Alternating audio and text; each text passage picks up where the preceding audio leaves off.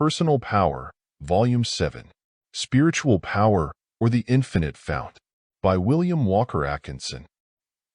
The universe is but the outer wrapper behind which is hidden a spiritual creative activity, a striving, feeling, sensing, like that which we experience in ourselves. Wilhelm Wundt. Chapter 1. The Quest for Truth. Man is a questioning creature. From the early days of the history of the human race, through all the intermediate stages of human evolution, up to and including the present time, man has been questioning himself, his companions, and even nature itself concerning the fundamental facts regarding the world, himself, and that which constitutes and moves both. His mental evolution has always been accompanied by, and has been largely caused by his constant questioning and his discoveries of at least partial answers to his everlasting why. Man's intellectual life is represented by the term quest. He has expressed the spirit of his intellectual craving in and through his questions. Man's quest has ever been for the fundamental facts concerning the world and himself. His questions have ever been based upon that quest. He has always demanded the answer to his questions. What? Why? How? What of it? In the earlier stage of his intellectual life, he contented himself with asking merely the questions concerning the needs of his physical life. Then, in turn, he began to inquire concerning the laws which govern the activities manifest in the world of things around and about him. Then he began to inquire concerning the fundamental nature and substance of the things of the physical world, and of the fundamental causes which produce their appearance, their changes, their disappearance.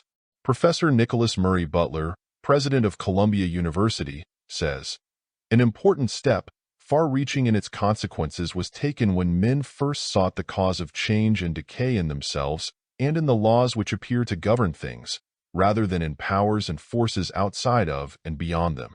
When the question was first asked, what is it that persists amidst all changes and that underlies every change? A new era was about to dawn in the history of man's wonder and his desire to know.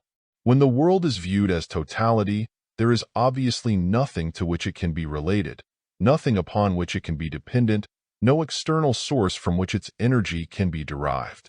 We pass, therefore, at this stage of knowing, from the plane of interdependence, relativity, to the plane of self-dependence, self-relation, self-activity. Self-active totality is the source and origin of all the forces, energies, and motions which in one manifestation or another are observed in their interrelations and interdependencies.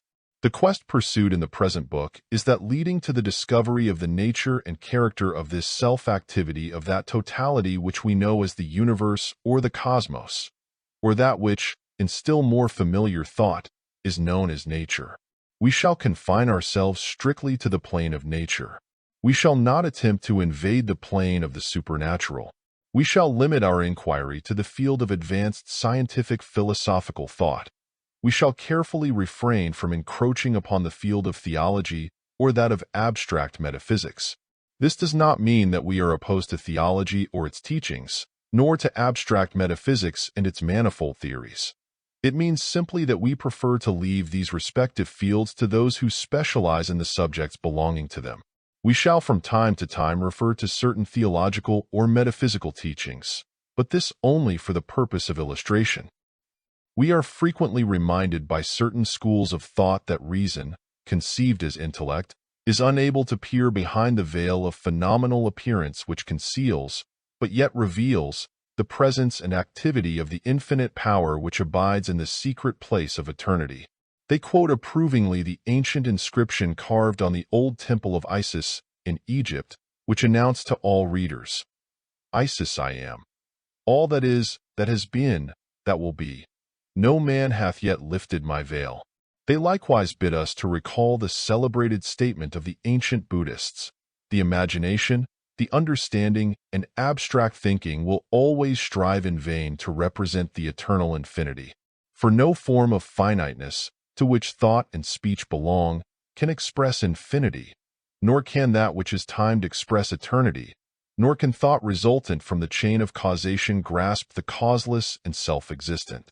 Therefore, We set aside all such speculations and vain disputes, and do not busy ourselves with them. In Sir Edwin Arnold's poem, The Light of Asia, the Buddha says, Amitaya, measure not with words the immeasurable. Do not let your thoughts delve into the unfathomable. Asking is mistaken. Answering is mistaken. Say nothing. Shall any gazer see with mortal eyes? Or any searcher know with mortal mind? Veil after veil will lift, but there must be veil upon veil behind. But both the ancient Egyptians and the ancient Buddhists as well knew and taught that there are other ways of knowing than those of the sense-limited intellect. Both held that man may and does unfold higher faculties of cognition, higher mechanism of knowledge, whereby the unknowable becomes known. The ancient Egyptians taught that certain advanced souls had acquired transcendental powers of cognition whereby they were able to perceive that which is beyond the powers of ordinary perception, and to know that which remains unknowable to the ordinary powers of the mind. The Buddhists, likewise, taught that the Buddhas and other illumined minds of the race were able to think about and know that which the lower-level intellect is unable to grasp.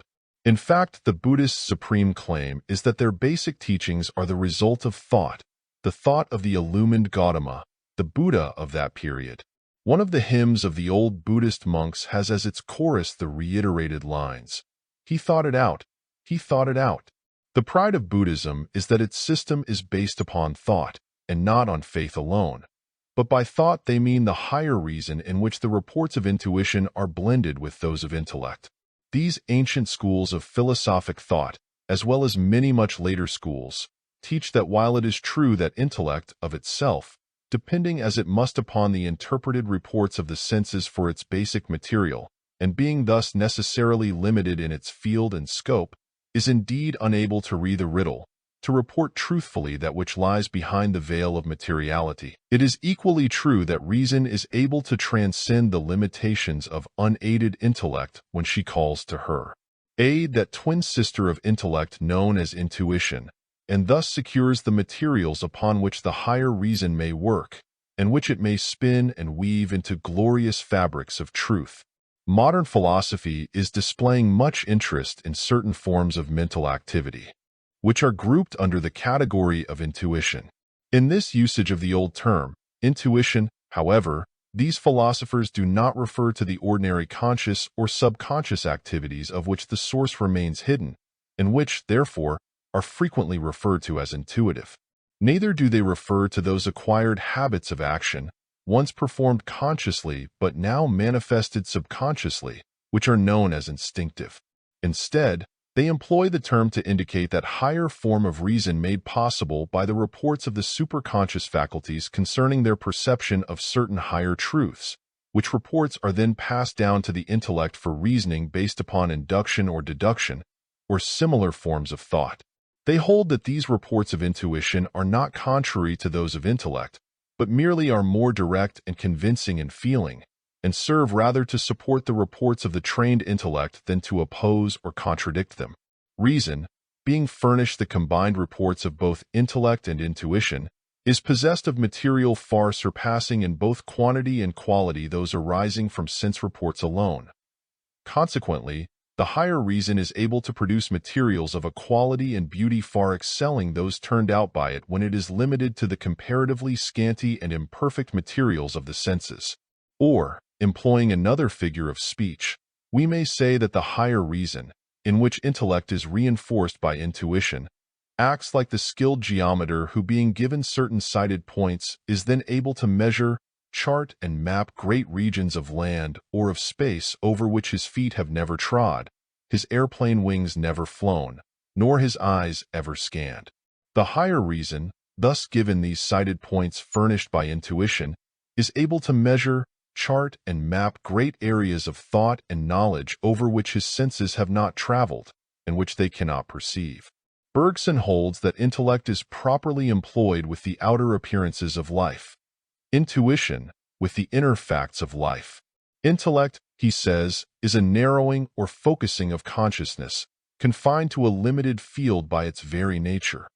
Outside of that narrow field lies the region of intuition. In its own field, says Bergson, intellect is held to be supreme. Intuition does not begin to reach the efficiency of intellect in that field. In its own field, in turn, intuition is supreme. It goes far beyond intellect in that region and gives us knowledge impossible to unaided intellect. But such higher knowledge, it should be noted, does not contradict the report of intellect extended to its full limits along the lines of trained logical thought. It merely transcends and goes beyond the limits of intellect. When intellect, throwing aside its prejudices and false pride, asks questions of intuition concerning matters which lie in the field of intuitional activity, and then takes over the report of intuition and employs it as the basis of rational induction and deduction, a wonderful result is thus obtained. A wondrous blending is thus secured, and an entirely new field of thought spreads itself out to the reason of the individual thinker. The correlated and coordinated activities of intellect and intuition produce what may be called the report of the higher reason, or the completed reason. Here the individual secures the faith that knows, and not merely believes. There is a tremendous truth expressed in the celebrated statement of Bergson. There are things that the intellect alone is able to seek, but which by itself it will never find. Those things intuition alone can find, but it will never seek them of itself. Intuition never is moved of itself to explore its depth for truth. It has no need for effort of that kind. It knows and takes for granted that the answer is known to all. It is not aware of the existence of the problem involved, nor of the need of answering it, nor has it the desire to have it answered. As Bergson has told us, intuition, though alone capable of finding the answer to certain questions concerning important facts, will of itself never seek that answer. Only when intellect, which alone is able to seek the answer but which is unable by itself to find it, deigns to ask intuition to look within itself for the needed answer, does intuition make the inquiry and furnish the required report. The question once made clear to intuition by intellect, the former proceeds with ease to answer it. The facts thus presented to intellect are then subjected to the processes of logical reasoning, being employed as the premises of such reasoning, and the higher reason finally hands down its logical judgment and conclusions. The correlation and coordination of intellect and intuition in the work of higher reason, or completed reason, frequently results in what is called intellectual illumination, or the lighting up of the intellect as if from above. Intuition, superimposing its reports upon intellect, kindles the flame of illumination, that intellectual illumination of which flashes have been obtained by many great men and women, and accounts of which are frequently found in their biographies or autobiographies. Some of the greatest discoveries and other mental accomplishments have been performed under the influence of this intellectual illumination, so produced by the action and reaction between intellect and intuition. Intellect constitutes the seeing aspect of knowledge. Intuition, the feeling aspect. When you apprehend a truth by means of your intellect, you say that you see it. When you apprehend it by means of your intuition, you say that you feel it. The feeling is quite as valid as is the seeing, when rightly understood and interpreted. In fact, the feeling seems, if anything, to be rather deeper than the seeing. It has to do with the inside, rather than with the outside of experience. It seems to belong essentially to the individual, while the seeing seems rather to be bound up with the outside world. There are certain fundamental laws, principles, and truths which intellect and intuition, combined and correlated as higher reason or completed reason, must inevitably, invariably, and infallibly report to be necessary truth, the necessities of thought, by the very nature of their respective characters and essential facts. To see this intellectually, and to feel this intuitively, is to know the truth. And what is quite as important, many think it still more important, this intellectual perception and intuitive realization is equivalent to being able to manifest and express that truth in your world of experience, in the form or phase of personal power of the highest order. Such has always been the report, the promise, the prophecy of the great spiritual teachers of the race. Here follows the report, promise, and prophecy of some of the great spiritual giants of mankind, based upon the experience of such illumined souls gleaned in the many centuries of philosophical and transcendental thought. The prophecy concerning truth when you are able to perceive intellectually and to realize intuitively truth as such, is inevitably, invariably, and infallibly reported to you through the proper exercise of your higher reason or completed reason. Then will you be able to manifest the truth in and through your thought, your actions, your work, in the measure of your perception and realization of the truth. Asking you to accept this report, promise, and prophecy concerning truth as made in good faith and in sincerity, according to the light possessed by those making it, we shall now invite you to ascend with us the path of attainment, which winds up along the sides of the mountain of truth. The attainment of the mountaintop will amply repay you for the rigors of the ascent, the fatigue of the journey. Of this an inspired writer says, "The mountain summit typifies the highest point on which a climber may stand and think in terms of consciousness drawn from a material world. But we may look beyond it, though it is a sublime elevation where many a pilgrim is content to pause. Below him are the kingdoms. Above him are the stars. The kingdom and the stars are alike his. But it is not the end. Deeper than the kingdoms, and higher than the stars, is the sky that holds them all. And there alone is peace, that peace which the material world cannot give, the peace which passes understanding trained on material things, infinite and eternal peace, the peace of limitless consciousness unified with limitless will."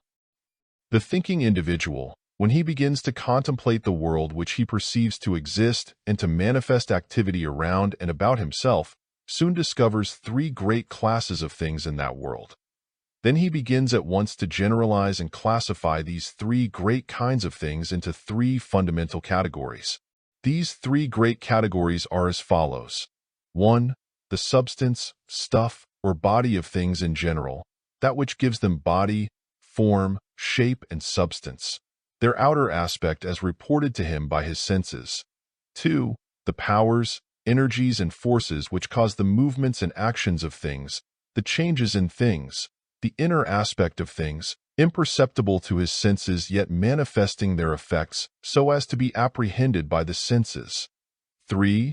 The livingness of things, that something within which manifests in vital activities, voluntary actions, and in feeling, thinking, willing.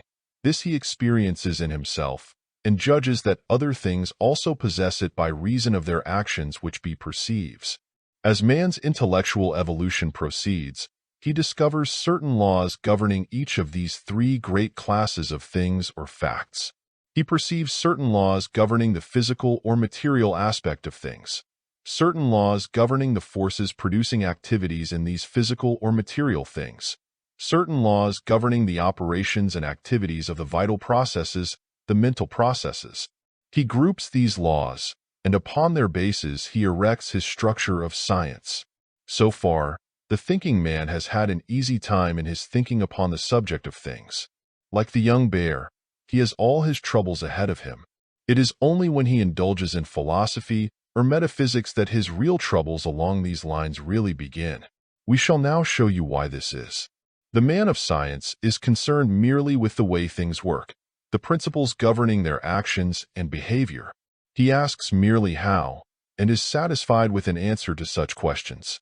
The metaphysical philosopher, however, pursues the inquiry further.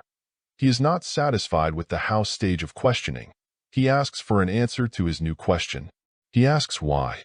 He pursues his inquiries until, finally, he demands an answer to his ultimate why, which may be expressed as follows. What is that which is the ultimate principle of all things, and of which all things are manifestations? He is not content with the scientific classification of natural things into the three great categories of 1. Substance, 2. Energy, 3. Life or spirit. He holds that some one of these three must be the ultimate principle, the other two being subordinate aspects or manifestations of that ultimate reality. He does not explain clearly just why all things must be manifestations of but one principle. He takes this for granted and asks you to do the same. Ask him how and why this is, and he will answer, with great dignity of manner and tone. All philosophy worthy of the name holds that at the last everything must be reduced to one ultimate principle. The discovery of that one ultimate principle is the aim and end of all true philosophical thought. Pressed for a further answer, he dismisses the subject with the remark, Plato settled that matter once and for all, many centuries ago, and pronounces you an impudent ignoramus if you venture to demand to be shown or told just how Plato knew this. There are, it seems, certain limits beyond which you may not go in your inquiries of certain metaphysical philosophers. It is a case of thus says the Lord, with them, with Plato playing the part of the Lord. The thinkers who, in this matter, are from Missouri, and who demand to be shown, are dubbed unphilosophical, but they are increasing in number, and their ranks now contain some of the brightest minds of the race. The abstract metaphysicians are wedded to their idols, it would seem. This demand for the reduction of all things to one ultimate principle long ago divided the army of metaphysical philosophy into two great camps, each of which is in turn divided into minor groups. These two great philosophical divisions are known, respectively, as 1. Materialism and 2. Idealism. Both of these great camps, while engaged in continuous warfare against each other, nevertheless hold firmly to the same fundamental idea that there exists some one ultimate principle. One camp holds that this one ultimate principle is matter, the other camp holds that it is spirit or mind. While engaged in a bitter fight between themselves, these two camps are united against a third camp, the one known as realism, which holds that there are two universal principles instead of one of which is material substance, the other being spiritual essence. Let us see what are the fundamental and basic ideas of these three several schools. Professor Thomas Case, president of Corpus Christi College, Oxford University, in his great article upon metaphysics in the Encyclopaedia Britannica, 11th edition, says, Metaphysical materialism is the view that everything known is body or matter, but while according to ancient materialist soul is only another body, according to modern materialist mind without soul is only an attribute or function of body. Metaphysical idealism is the view that everything known is mind, or some mental state or other, which some idealists suppose to require a substantial soul, others not, while all agree that body has no different being apart from mind. Metaphysical realism is the intermediate view that everything known is either body or soul, neither of which alone exhausts the universe of being. Aristotle, the founder of metaphysics as a distinct science, was also the founder of metaphysical realism, and still remains its main authority. The strength of materialism consists in recognizing nature without explaining it away. Its weakness consists in its utter inability to explain consciousness either in its nature or in its origin. On the other hand, it is the virtue of idealism to emphasize the fact of consciousness, but it is its vice to exaggerate it, with the consequence of resorting to every kind of paradox to deny the obvious and to get rid of bodies. But it is unfair to argue as if the whole case were between materialistic or idealistic monism, leaving realism out of court. There are in reality two species of substances, or entirely different things. Each of the two respective philosophic schools holding to the basic theory of one ultimate principle is found to have its strong points and its weak points. The third school, that of realism, seeks to combine these respective strong points and to eliminate these respective weak points by means of a new synthesis in which material substance and spiritual essence are regarded as dual principles or twin aspects of ultimate reality. Such a synthesis is found to include and retain the strong points of each of the other two schools, while rendering unnecessary the extreme hypotheses which constitute the weak points of each of these schools. If you will follow the analysis presented to you in the remaining pages of this section of the book, you will be able to recognize and realize the advantages held by the realistic school of philosophy and the disadvantages attached to each of the other two schools. The strong point of materialism has ever been that it satisfies the demand of intuition for a substantial, firm, constant, material basis to support and sustain the world of material things. This substantial basis is denied by idealism in its insistence that all is mind. Mind is all. To this fact is due the regular reaction and swing back to materialism, which has always followed an extreme and uncompromising presentation of the doctrines of idealism. If materialism would content itself with the basic postulate that material substance is real, it would receive the full approval of intuition and of intellect as well. But it does not and will not so content itself. Instead, it adds the damning clause, and material substance is the only reality. The weak point of materialism, the point which is absolutely repugnant to intuition, is that in which it asserts that life, mind, spirit are the properties, attributes, aspects, phases, modes of matter, or else its creation, manifestation, or expression. Materialism has even gone so far as, at one time, to claim that matter secretes life and mind, just as the liver secretes bile. Intuition, realizing fully, as it does, that it, itself, is spirit, absolutely refuses to admit this contention of materialism. It recognizes matter in its own place, on its own plane, but always regards it as the other to spirit, the antithetical opposite of spirit. It recognizes its essential identity with spirit, and knows that spirit is ultimate and not a derivative or byproduct of matter or of anything else.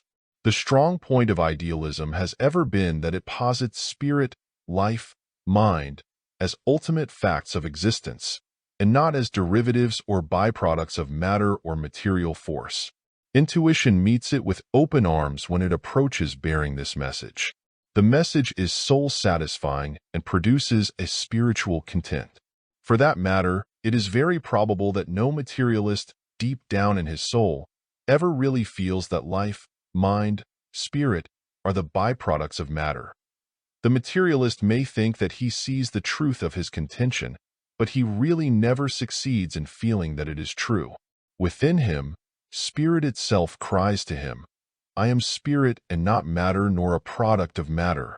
His intuition ever protests against his extreme materialism.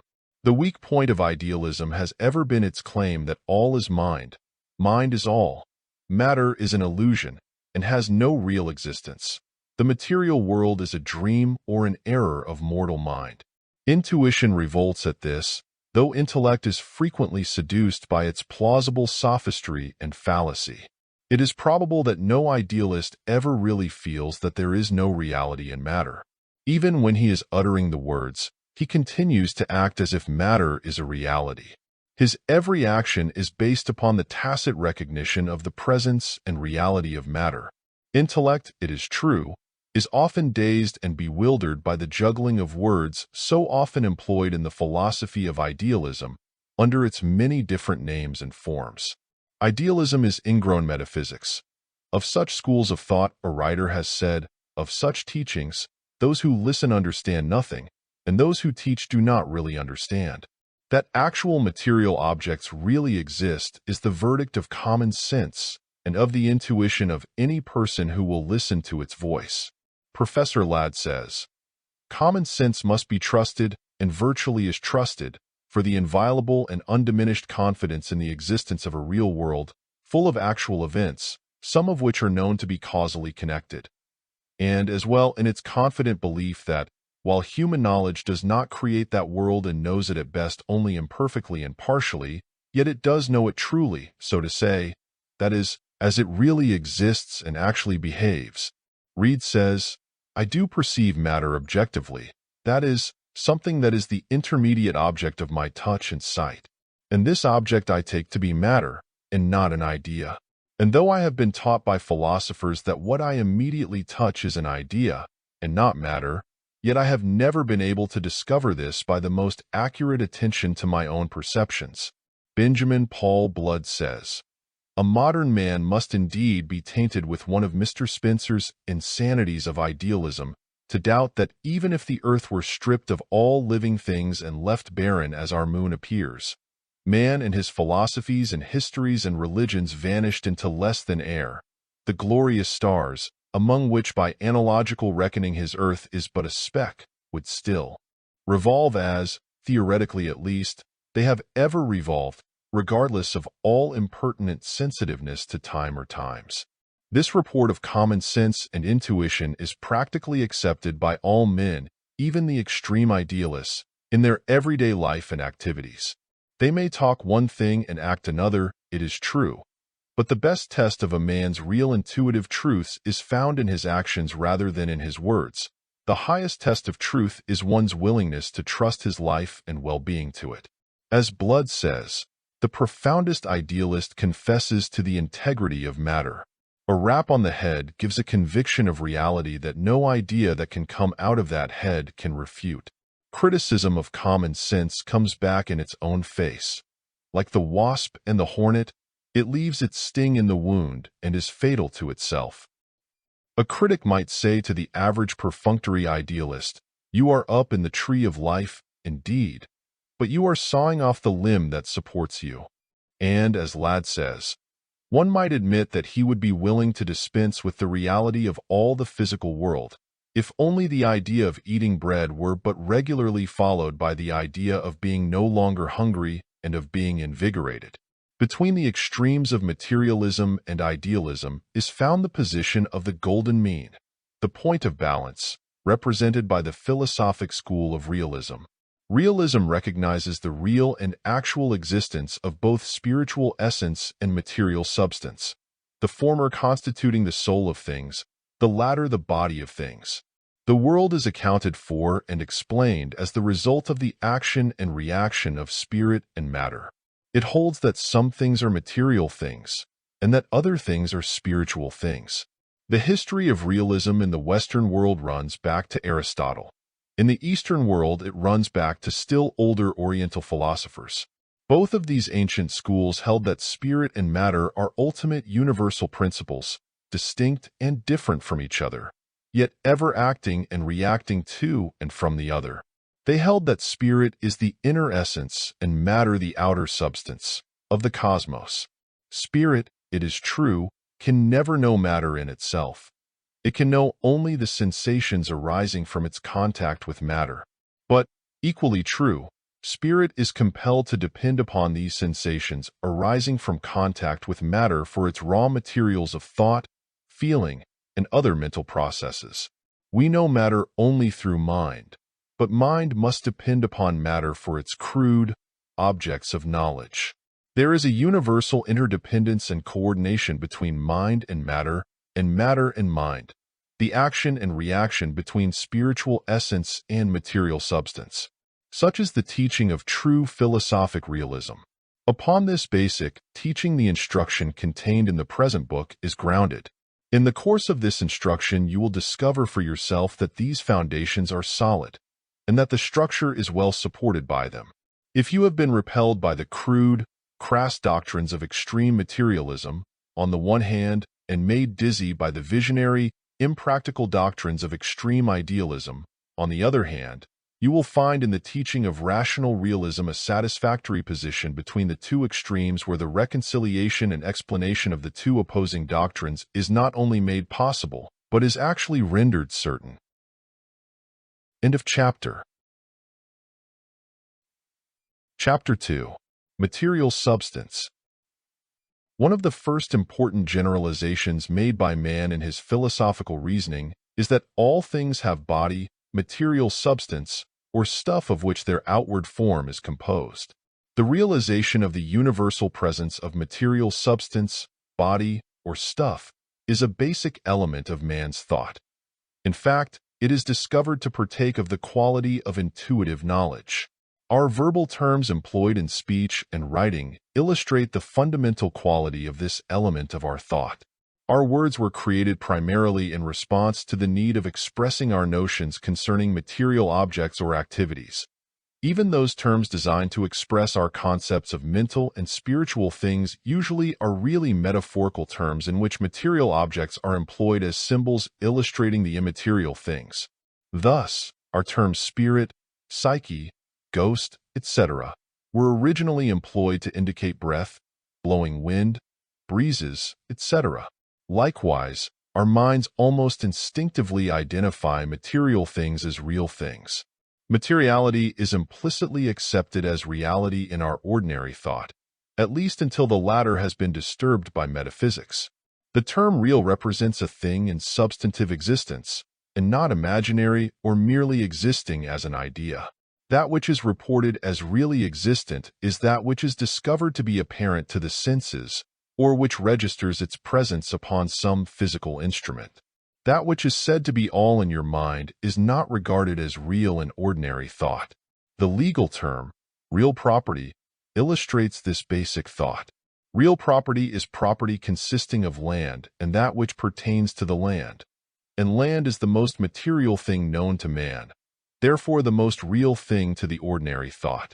In view of these facts, it is not to be wondered that the human mind finds itself compelled to assume the existence of a universal material substance, stuff, or body, serving as the fundamental material of which all physical things are made, and also serving as a material base and ground, supporter and sustainer of the universe of manifold things.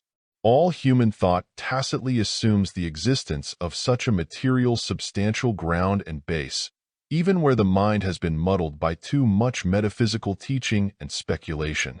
Human thought refuses really to believe that material things are mere fantasies or illusions, even though it tries to make itself believe it does so. No matter what it says, it always acts as if material things were real, present, and in evidence. That there must be a substantial material or stuff underlying the forms of the physical universe is seen to be true by intellect properly directed and employed, and intuition corroborates and substantiates the report. Intellect is unable to think except upon this fundamental premise. It finds itself dazed, bewildered, and confused when it attempts to proceed upon the opposite and contradictory fundamental premise, i.e., that there is no fundamental material substance, and that all appearance of matter is an illusion or product of thought or imagination. Intuition, likewise, finds itself compelled to report a similar truth which it finds within itself when asked the question. So true is this, that intuition, confronted with the contentions of the extreme idealists and asked to corroborate their reports, experiences a sinking feeling, as though the bottom of things were giving way beneath its feet, leaving naught but an empty void, or abysmal abyss, in place of the substantial foundation upon which it has been standing. It detects the falsity of the report in a moment, however, and indignantly rejects it. The average individual, the common-sense person, who has not indulged in too much metaphysical thought, also has this fundamental consciousness of the necessary existence of a basic substantial stuff, a fundamental material, out of which the bodies and physical forms of things are composed and created. He finds himself unable to think of a universe in which materiality is absent. He finds that material, substance, and stuff are necessities of his thought, facts without which his thought and reasoning cannot proceed. In spite of his pretended acquiescence in the teachings of idealism, no person ever has been able actually to conceive or imagine the universe as lacking the stuff of which its forms are made. The demand for stuff is persistent and insistent in the mind of man. Try as he may, man is never able actually to think away the primal concept of stuff. It refuses to be thought out of existence. Even the recent idea of the so-called dematerialization of matter has not affected this necessity of thought. The dematerialized matter, though no longer matter in the old scientific conception, is none the less constituent substance or fundamental stuff. The intellectual and intuitive demand for the presence of an elemental substance or fundamental stuff arises not only by reason of the perception that there is a physical or material aspect to each and everything known to man in experience, but also because the philosophic mind realizes the need for a substantial base and ground to explain and account for the changing forms of the physical and material universe. Substance, material, or stuff of some kind, even though it be conceived as infinitely rare, tenuous, fine, ethereal, subtle, is demanded by intellect and intuition. You may test this fundamental report for yourself, if you so wish. You have merely to try to think of a thing, anything, in fact, as existing without body, substance, material, or stuff to support it, give it form, and to afford it material upon which to work and manifest itself. You cannot think of form, configuration, appearance, without this fundamental attribute of substance, material, or stuff. To try to escape from stuff or substance is like trying to run away from your own shadow, trying to turn around so quickly that you can kiss your own lips.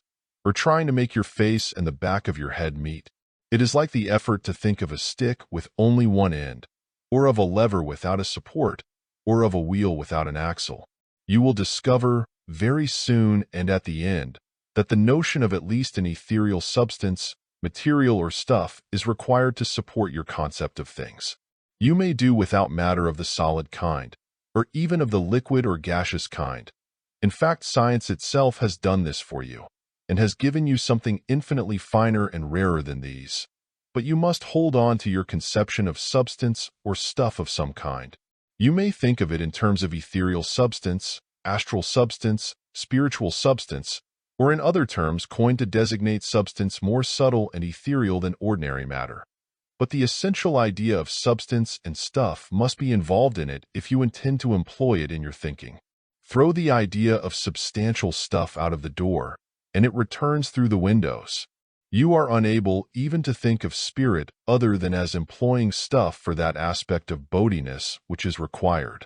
For its manifestation, you must endow it with at least a ghost of stuff, or a shadow of substance.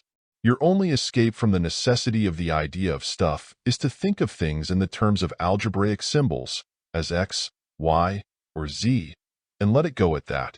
Even those thinkers who deny the ultimate reality of matter or material substance usually accept its presence as a derivative material or stuff in order to account for and explain the constantly changing multitude of material things. There is perceived the need for a fundamental base and ground to support and sustain the changing material universe, the need of a something or somewhat which is the answer to the question, what is it that changes? What is it that supports and sustains the changes? What is it that remains itself, constant and continuous, throughout the universal changes? Philosophy has always had as its great aim and purpose the discovery of an ultimate substantial reality sufficient to serve as the base or ground supporting and sustaining that continuous series or concatenation of changing things, processes, and events which constitute the phenomenal universe. In philosophy, the term reality denotes that which remains constant as the kernel or core of universal change and becoming.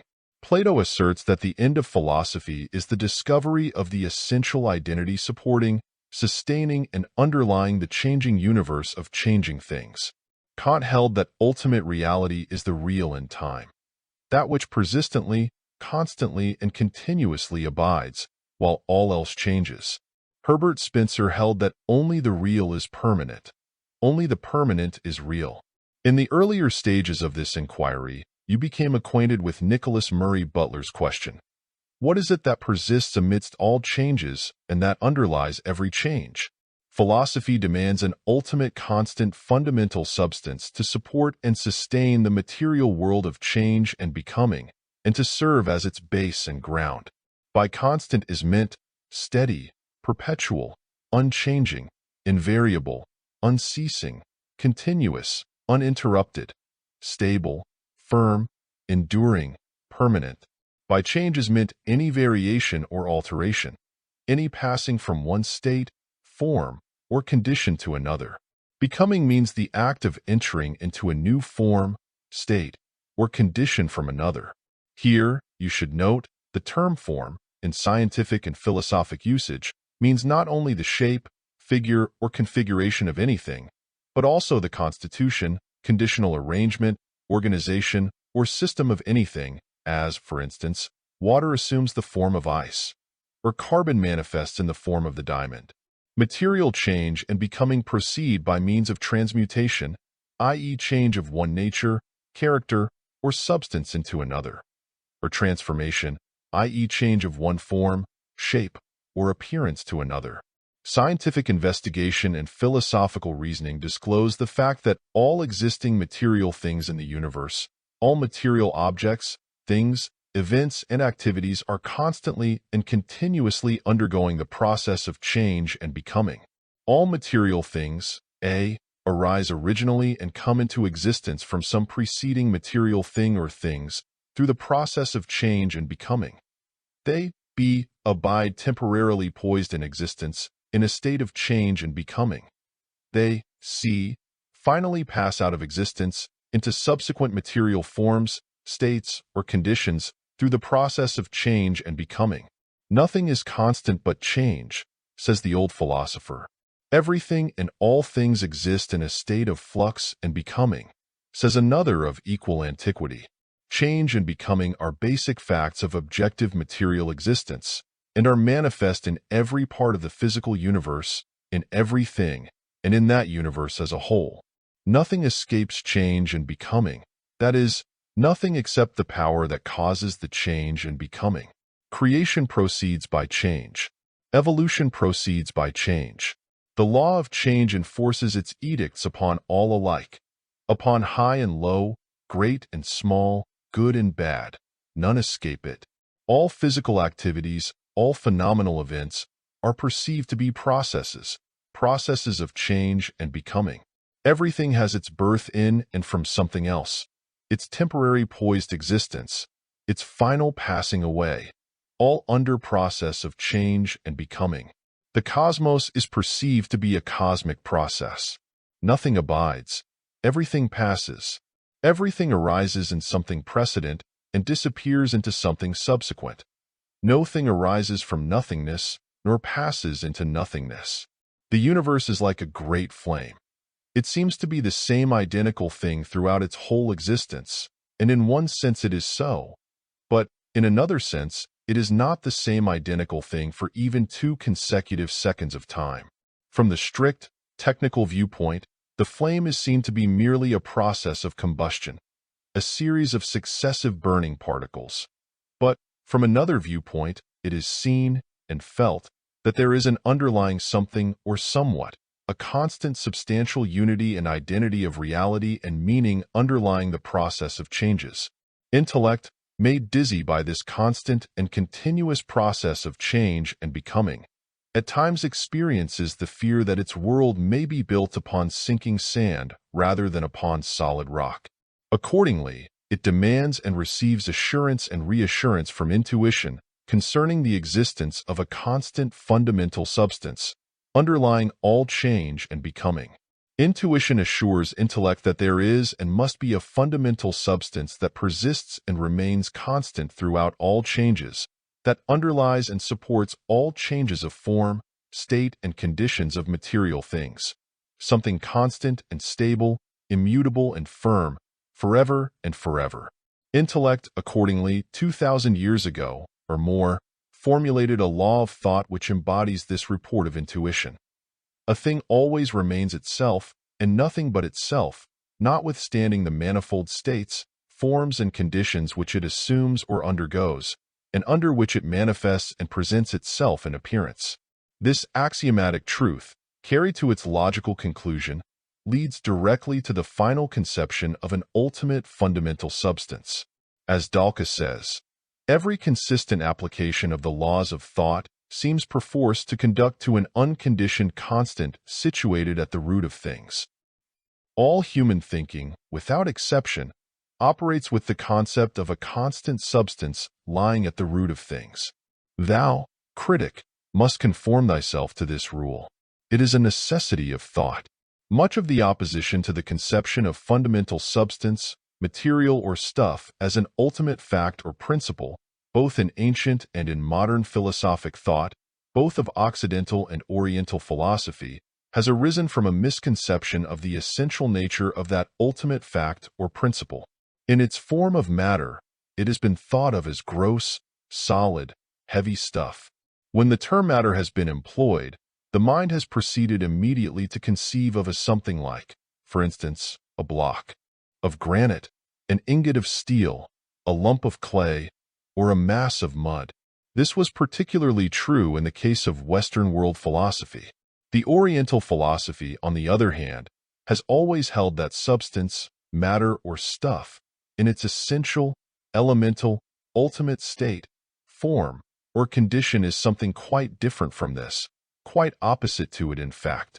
The ancient Oriental philosophies have always posited fundamental material substance as something infinitely fine, infinitely rare, infinitely tenuous, subtle, ethereal. Something is much finer than the finest gas, as the latter is finer than a piece of hard metal or stone. something infinitely finer than even that hypothetical universal ether of modern Western science. Modern Western science, in time, arrived at the conclusion that the ultimate elements of matter were infinitesimal particles, called atoms, of almost incredible fineness, lightness, and tenuity.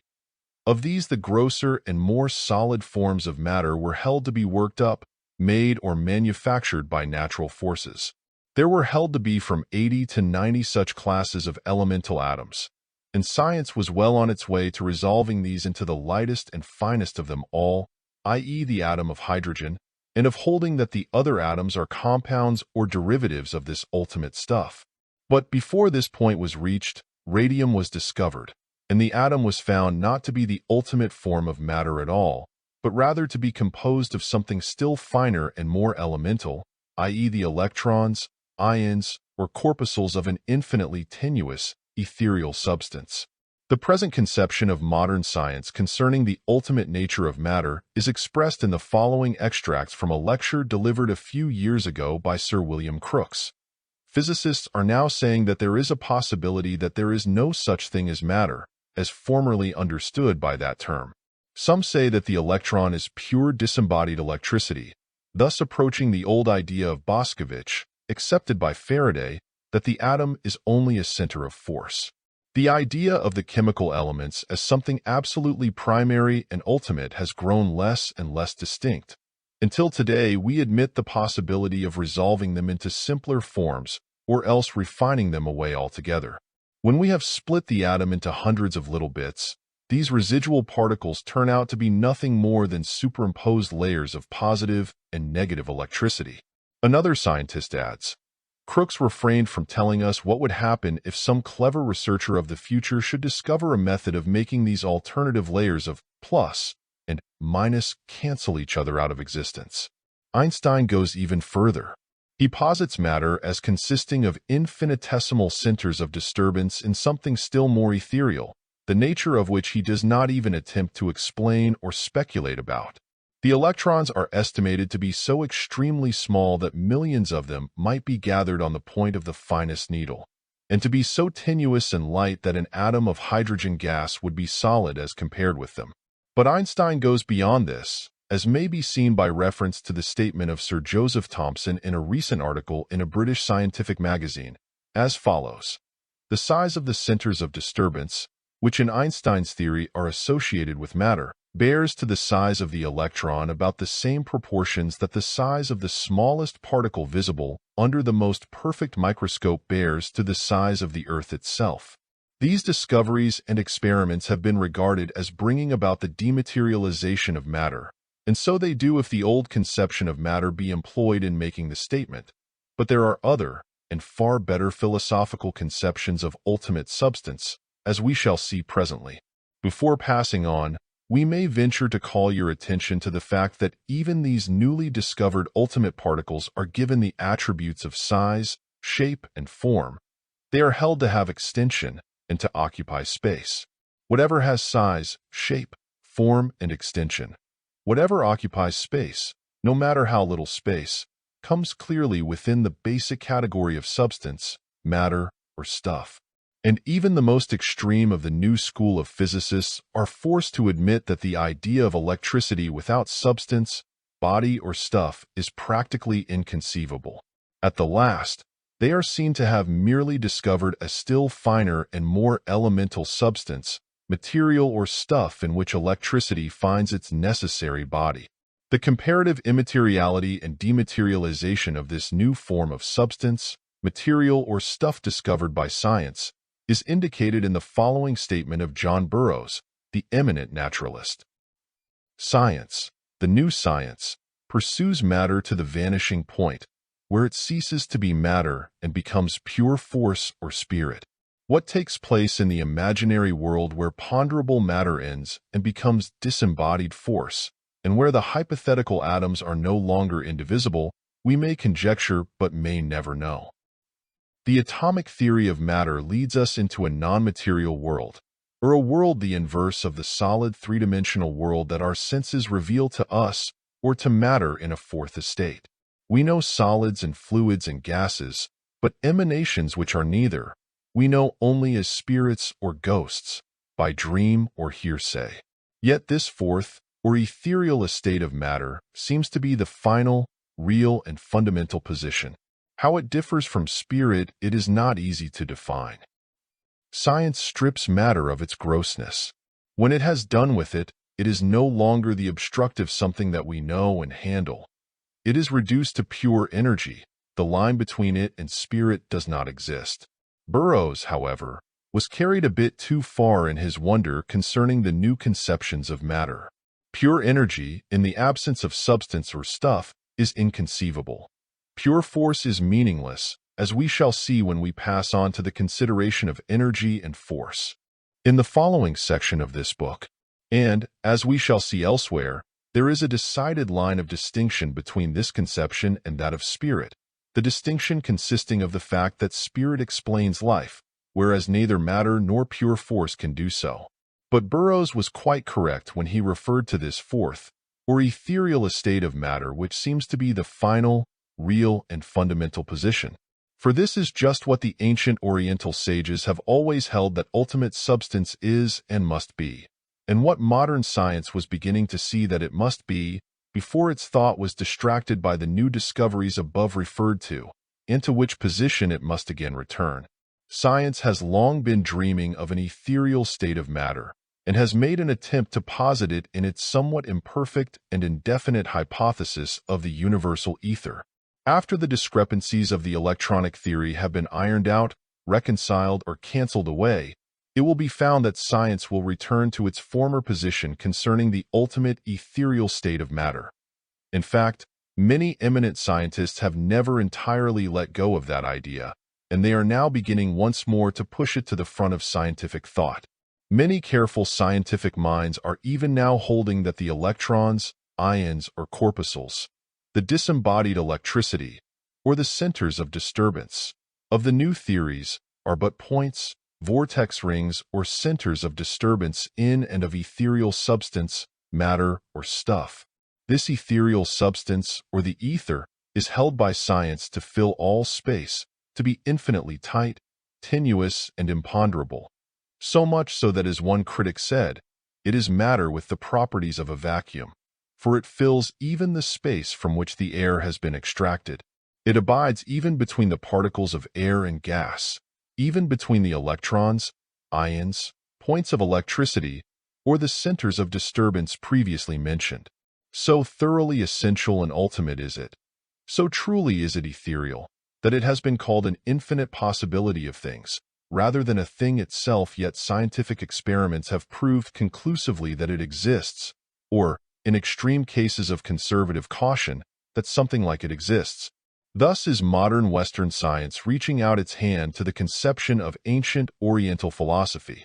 Thus is it reaching an agreement with the ancient teaching of ultimate ethereal substance. The article in the Encyclopaedia Britannica, 11th edition, dealing with the subject of the ether, says that the ether is a material substance of a more subtle kind than visible bodies, supposed to exist in those parts of space which are apparently empty. It also refers to it as being regarded as differing from ordinary matter in degree, but not in kind. It also speaks of the scientific conception of the atomic particles of matter as being each the nucleus or core of an intrinsic modification impressed on the surrounding region of the ether. This might conceivably be of the nature of a vortical motion of a liquid round a ring core, thus giving a vortex atom, or of an intrinsic strain of some sort radiating from a core, which would give an electric atom. Finally, it speaks of the recent scientific discoveries of radioactivity and of the free electron, etc., and adds, these results constitute a far-reaching development of the modern or electrodynamic theory of the ether, of which the issue can hardly be seen. We shall have more to say concerning the ethereal state of matter, the ether of science as related to the ultimate ethereal substance of Oriental philosophy, when we reach a later point of this instruction. For the present, we are content to leave it with you merely as a concept and idea of an infinitely ethereal substance, extended throughout all space, in which all material things abide, move, and have their being, and which is the material, substance, and stuff from which the bodiness of all material things is constituted, composed, and made up. If you wish to form a mental picture of this essential substance, you may try the experiment by beginning with a mental picture of the hardest, most solid form of matter, then passing through the stages of thinner solids and through liquids from thickest to thinnest, then through gases from heaviest to lightest, and then on to an infinity of refinement, reduction, and resolution, resulting in an absolutely elemental essence. Then you will have found, at least, the direction in which the concept of that ultimate substance, that ultimate ether, must be looked for and sought. End of chapter. Chapter 3. Actuating Energy. You are now asked to consider the actuating energy which operates to move things, to produce changes in them, to cause them to perform actions. As Dalka says, there is present something given, an actuality, which we designate by the collective name of a world. The world system comes before us in a twofold aspect. On the one hand, as something that is, i.e. things. On the other hand, as something that happens, i.e. the play of events among things. A thing, without a happening attached, is as little to be found as a happening without a thing. In the world system, we know principally only processes, events, happenings.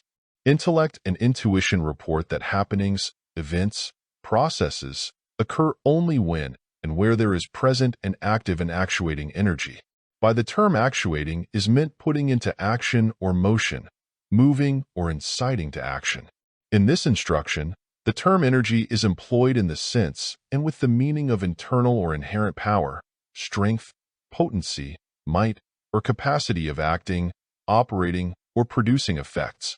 The term power is frequently employed as if it were synonymous with energy, but power has also a special shade of meaning, i.e. that of the ability to perform work, particularly work directed to an end. The term force also is frequently employed as a synonym of energy, but it also has a special meaning, i.e. that of power to impose or enforce action and movement upon other things.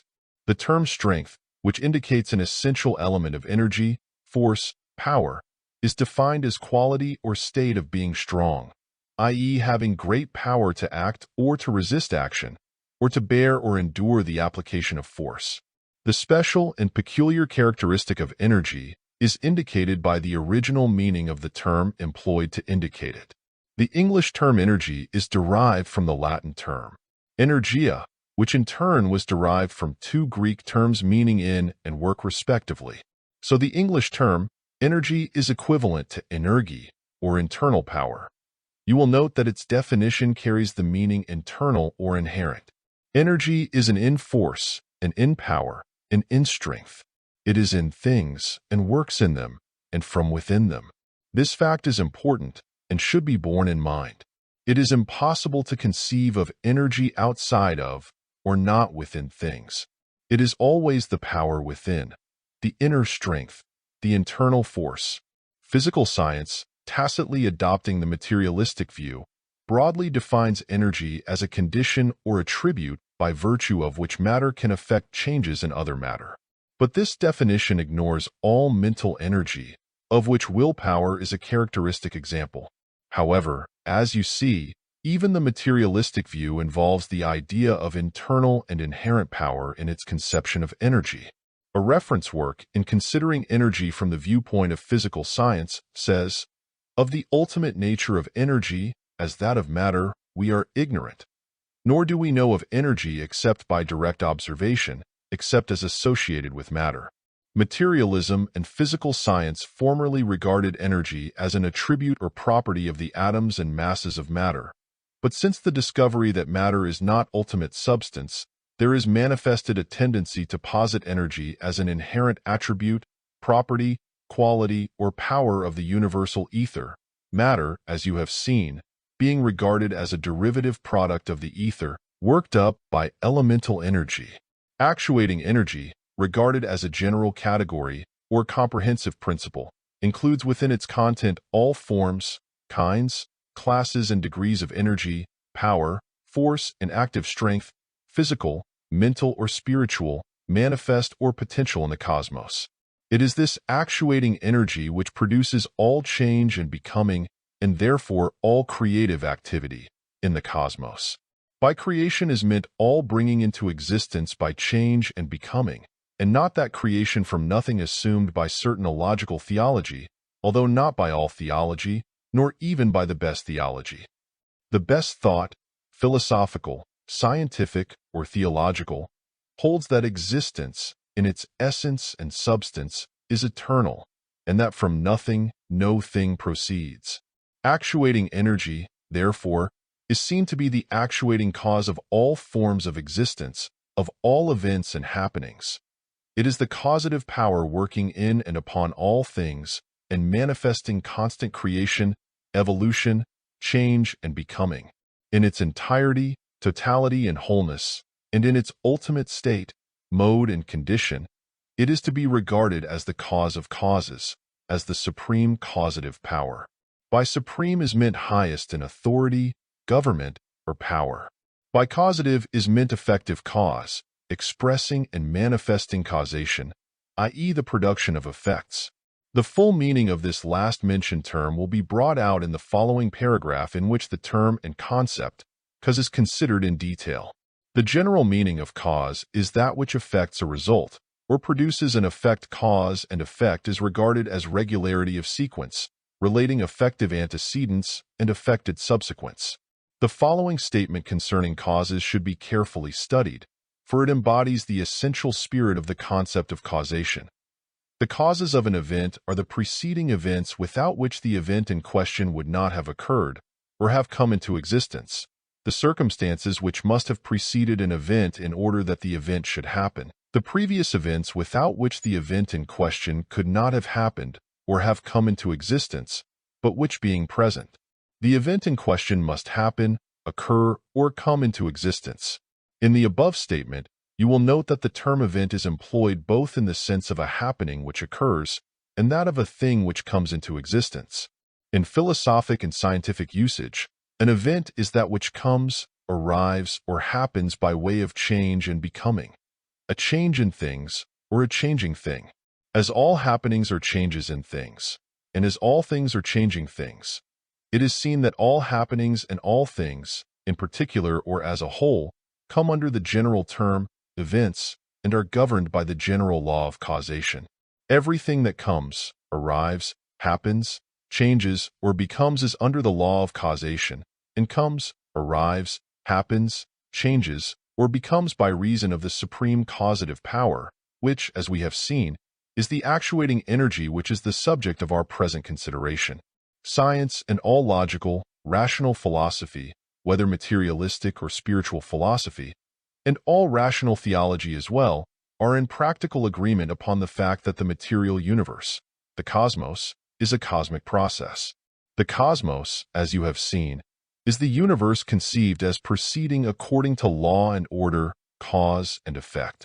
The term process, as employed in philosophic and scientific thought, is a series of actions, motions, or occurrences proceeding in continuous operation, regular sequence, and orderly trend.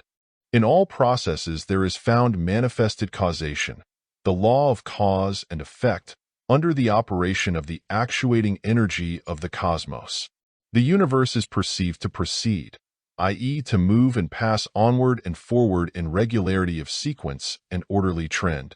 Its activities constitute a procession of events. Like a great river, its movement carries it ever onward. The river is always there, but the same place never is the scene of the passage of the same particles for even 2 consecutive seconds. New particles and forms replace those which have passed onward and forward. Said an ancient Greek philosopher, the same river is never the same river for 2 consecutive moments of time. It is a different river, yet we call it the same. Or rather, in one sense it is the same river, while in another sense it is a different river. Or, employing the favorite figure of the ancient Buddhists, we may say that the preceding universe, or the universal process, is like the burning flame which we think and speak of as the same, identical flame so long as it burns, although its burning particles are ever passing away and being succeeded by new ones.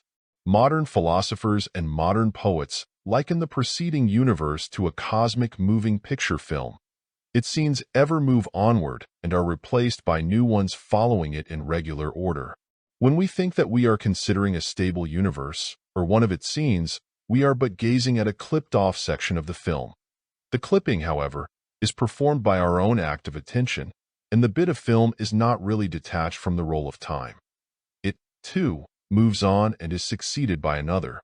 As the poet has said, they say, time passes, alas! No, time stays while we pass.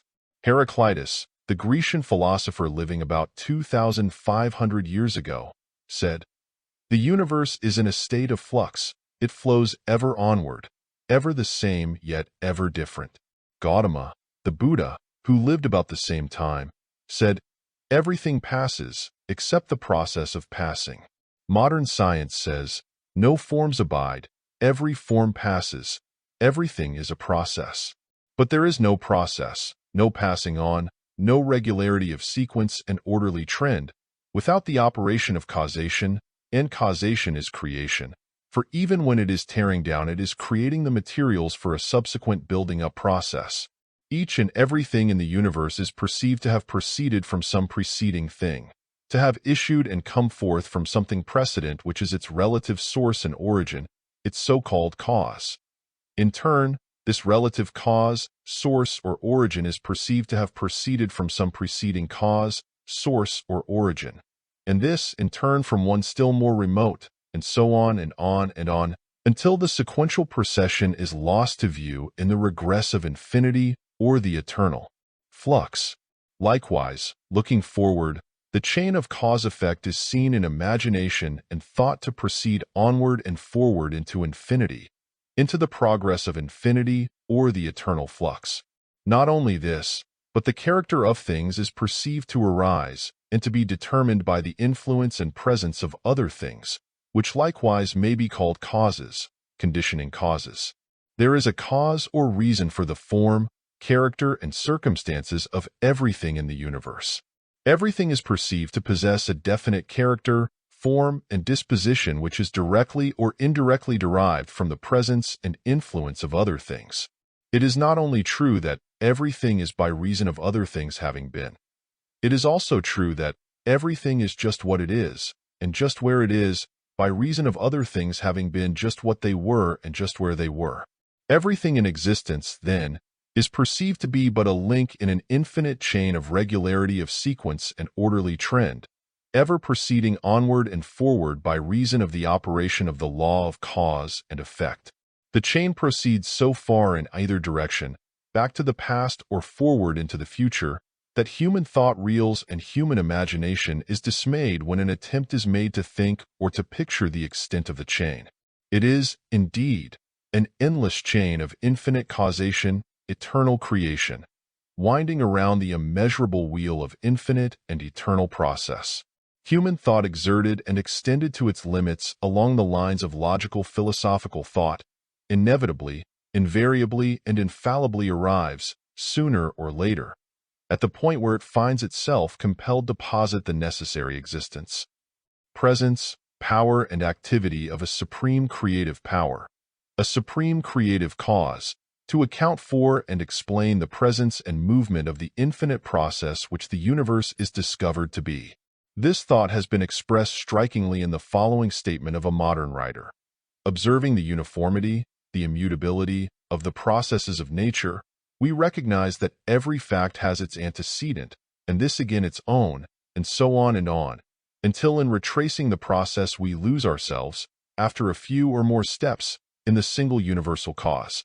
We lose ourselves in infinity. We recognize the manifestations, the workings of the eternal power, in ourselves as well as in nature generally.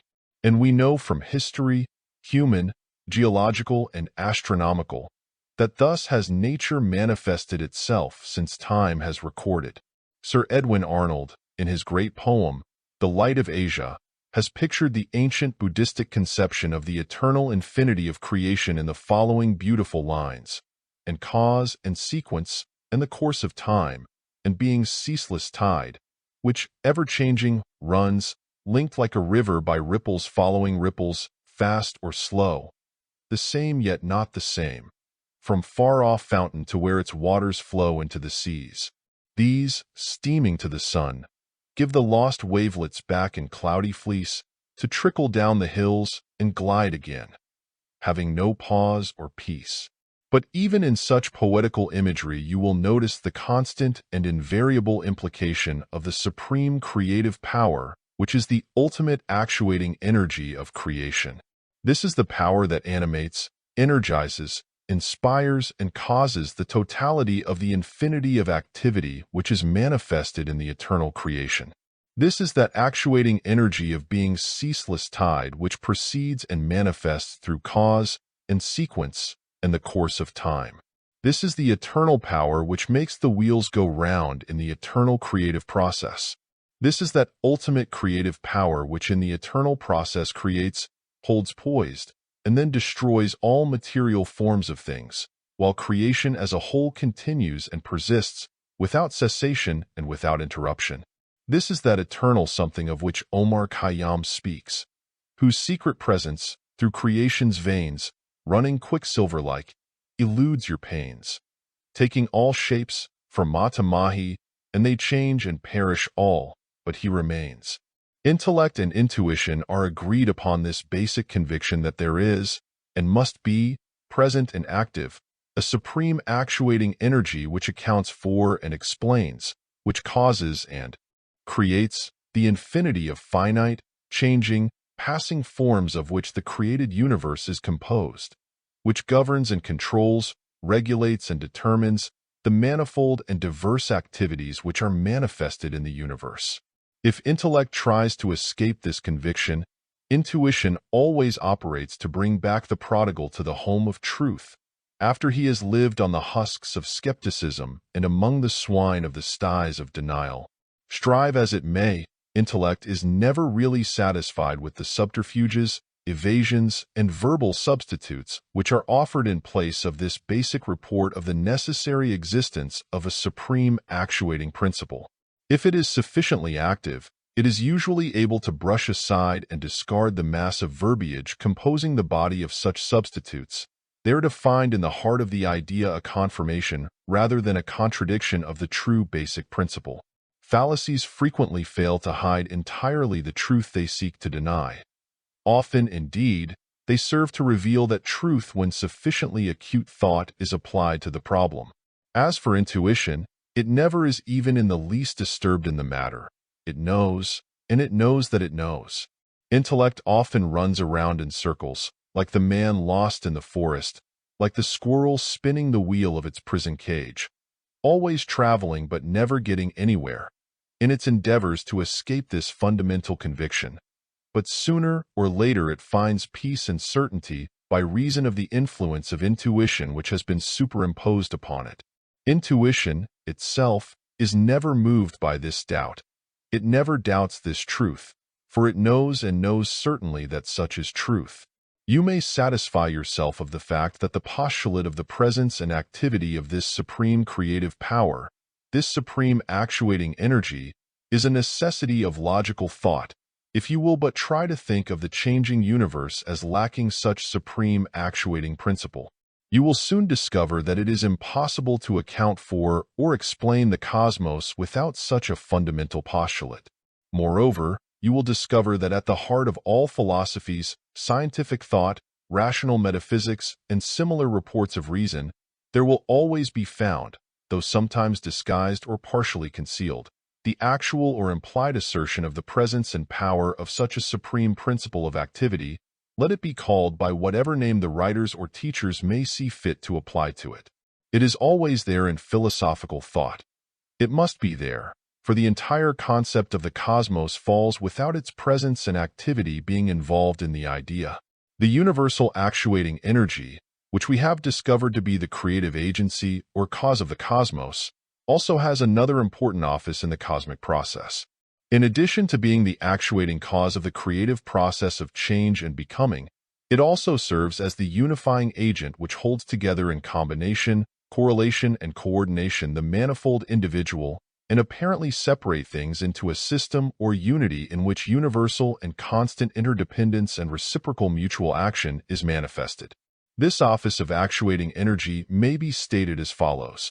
The office of holding together the separate elements, parts, factors, and objects of the universe in a unity, a whole, or system of things in which all things exist and work together in reciprocal, mutual interaction or coordination. The term coordination means the state of being coordinate, i.e. existing in common condition, movement, and action, in which separate things are combined, correlated, and given mutual and reciprocal existence and activity. The term combine means to unite or join, to cause to coalesce, to hold together by affinity or natural attraction. The term correlate means to put or place in reciprocal relation or mutual relation. All philosophical thought and scientific observation results in the report that the universe is composed and constituted of parts, elements, and factors which are placed and held together by natural forces, and which exist in mutual relation, connection, and condition, and in coordinated reciprocal interaction, and thus form a unified system, whole, or entirety. The term universe is derived from two Latin terms meaning to turn, or to move as one. It is defined as the whole body of things viewed as constituting a whole or a system. A system is an assemblage of objects arranged or existing in regular subordination, dependence, and connection. Hence, the whole scheme of created things regarded as forming one complete plan or whole, i.e. the universe consisting of all created or phenomenal things viewed as constituting one system, unity, entirety, or whole. The ancient Greeks employed the term the cosmos in the sense and meaning of the world conceived as proceeding according to law and order, as opposed to chaos, or the world conceived as a great number of unrelated, uncombined, and uncoordinated separate things, existing and proceeding without organization, and in a state of lawlessness and disorder. Science and philosophy are in full agreement upon the fact that the universe is a unified, combined, correlated, and coordinated system of things. As Professor Nicholas Murray Butler says, everything illustrates the laws which bind the universe into coherent unity. It is now seen that no object is independent. Each depends upon each other, and dependence, relativity, is the controlling principle of the universe. Everything is held in combination, correlation, and coordination with every other thing. Everything is dependent upon some other thing or things. Interdependence is universal among things. Things are held together and formed into a universal cooperative society and made to perform teamwork. No thing is absolutely independent of and apart from any other thing, nor from the totality of things. There is no absolute separateness between any things in the universe. Things merely seem to be separated by reason of our failure to discern the connecting bonds or links which unite them in correlation and coordination.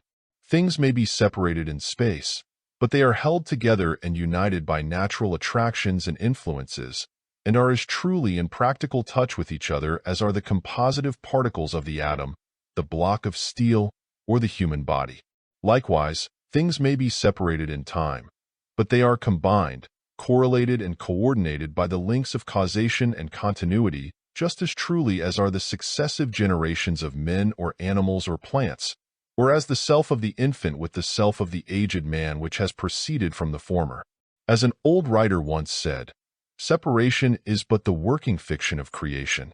The universe is found to exist in a state or condition of infinite relativity. Its objects exist and act in infinite combination, correlation, and coordination. Everything in the universe exists in a state or condition of interdependence. The universe is perceived to be a cosmic mechanism, the numberless parts of which act constantly and continuously in combination, correlation, and coordination. Just as things are because other things have been, so things are as they are because other things have been just what they have been. And equally true is it that things act as they do because other things have acted as they did, as all other things have acted, in fact. There is no higgledy-piggledy, or hit or miss, or blind chance action in the cosmos. The systematic arrangement and orderly procedure of the multitudinous objects and activities of the universe all point to the certainty of cosmic law and order. The axiom of philosophy, science, and theology is, the universe is governed by law and proceeds according to order. Professor Bound says, that things form a system, and that this system is one, is the deepest conviction of reflective intelligence, and is the supreme presumption of organized knowledge. Within this system, all things are determined in mutual relations, so that each thing is where and what it is because of its relations to the whole. The presence of system, combination, correlation, and coordination in the cosmos does not, and clearly cannot, arise from or be continued by chance. It is clearly the effect and result of the presence and activity of a universal coordinating and unifying agency, and that agency can be nothing less than a cause. Here, once more, we perceive the necessary presence and activity of a causative energy, a power that causes not only creative change and becoming, but also coordinative unity in the cosmos. This actuating energy, force, power, which we have discovered to be the supreme creative power manifesting in the cosmos, and the supreme unifying coordinating power manifesting in the universe, is seen necessarily to be ultimate. It must be this in order to be what it is, in order to fill the offices which it is found to be filling, and which nothing else can fill. If it were derivative or subordinate, if it were one of a number of coordinated forces operating under the power of a higher cause, then in that higher cause would be found the ultimate causative power. In any event, all human reason inevitably, invariably, and infallibly arrives at the point in which an ultimate causative power, whatever it may be conceived as being in its essential nature, must be posited in order to account for and explain the activities of the cosmos. The non-materialistic philosophies have always firmly insisted that this ultimate actuating energy or causative power is and must be willpower.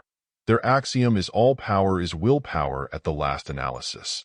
The materialistic philosophies have equally firmly insisted that this ultimate energy or power must be non-spiritual power, though they fail to explain what else it may be and must be.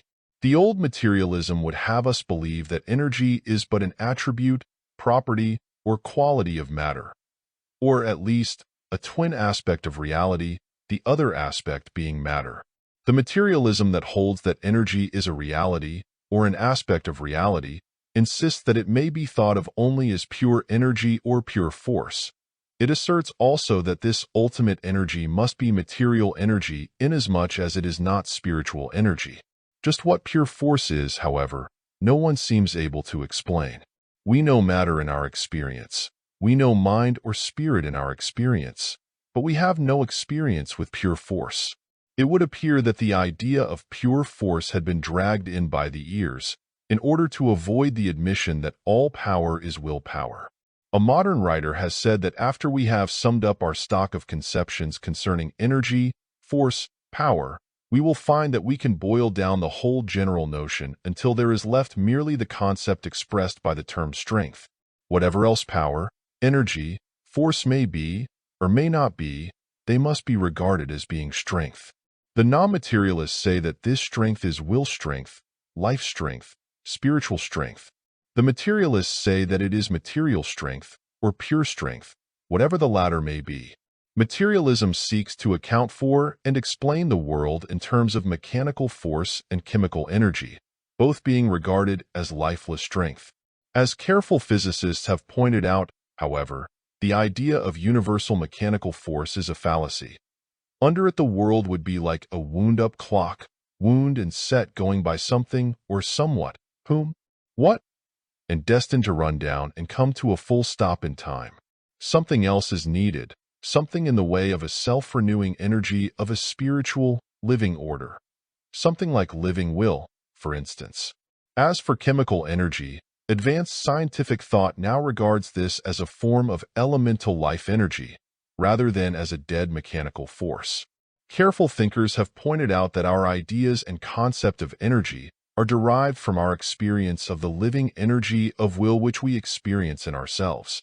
It has been said, as human will is a cause in nature, and really constitutes the basis of our conception of all causation, therefore, all causation is probably volitional in character. Again, the effort of moving the hand, the head, the eye, is the type and norm by which we interpret, as the result of energy, the changes of position and of mass which we so frequently observe. In short, Man obtains his ideas of energy from his experiences with his own willpower, and observation reveals that all energy operates as if it were willpower. We shall have more to say concerning this in the later sections of this book. End of chapter. Chapter 4. Immanent Spirit. In this instruction, we seek to convince you that the actuating energy of the cosmos, the source and fount, the cause and reason of universal movement, motion, action, change, becoming, events, happenings, is spiritual power, the power of spirit. Spirit, as you shall see, is not only the something or somewhat that manifests life and livingness, that senses, perceives, knows, that feels, craves, desires, but is also the something or somewhat that acts, performs, creates. The cosmos, i.e. the world proceeding according to law and order, by change and becoming.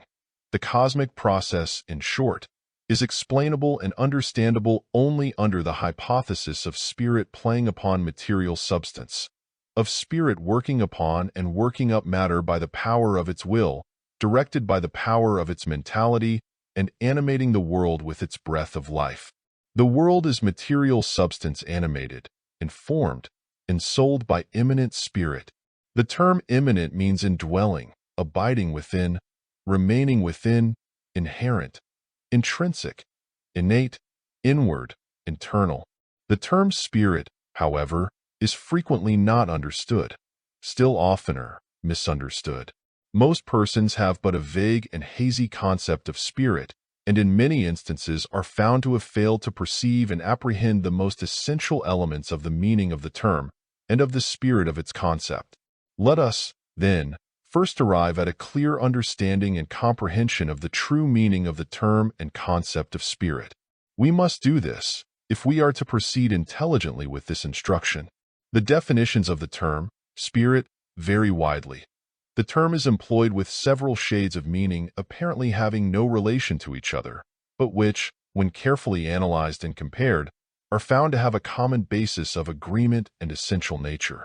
We shall ask you to follow us in our brief examination of the root meaning of the term and its several shades of acquired meaning, so that you may be able to share with us the understanding of the full, essential meaning of the concept and term which has been squeezed out and extracted by concentrated attention and exhaustive examination. The English term spirit is derived from the Latin term spiritus, which in turn was derived from the older Latin term spirare, meaning to breathe, to blow, as the wind or breath. Examination of the usage of the word spiritus, in the place and at the time of its origin, shows that it employed the idea of breath or blowing wind figuratively and symbolically to indicate essential existence, i.e. existence of such an ethereal character that the term matter failed to convey an idea of its nature. The term essentia, from which our English word essence was derived, came nearer to illustrating the spirit and essence of meaning of the term spirit than did any other Latin term. Here it should be noted that the term essentia was derived from the Latin term esse, meaning to be, and indicates being reduced to its ultimate and final state of refinement. We call your attention to these facts, that you may grasp the idea originally sought to be conveyed by the root term of spirit, the idea of essential existence, i.e. existence reduced and refined to its ultimate state. It should be noted here that one of the several modern uses of the English term spirit is that of tenuous or vaporous essence possessed of active qualities. Hence, any liquid produced by distillation, refinement, concentration, etc., in which it is reduced to its ultimate, essential elemental and pure state. You should also note that the term is frequently employed to indicate the real meaning or essential character of anything, as, for instance, the spirit of the address, the spirit of the play, the spirit of the term, etc. This last meaning is stated in the dictionaries as the intent or real meaning, as opposed to the letter or form of a word, statement, expression, or discourse of any kind. Here, then, we have the identification of the term spirit with the term essence, the latter being defined as the final, ultimate, fundamental state, mode, form, condition, character, or nature of anything, The basic and elemental nature of anything after its grosser aspects and its temporary forms have been abstracted from it, the thing in itself, of anything which is left after it has ceased to manifest phenomenal forms and appearances, that which is present when a thing has been reduced to its purest possible state of existence. Following close upon this essential meaning, we find that the term, as originally employed, also indicated actuating principle, i.e. the inherent, inner principle moving and inciting the thing to action or motion.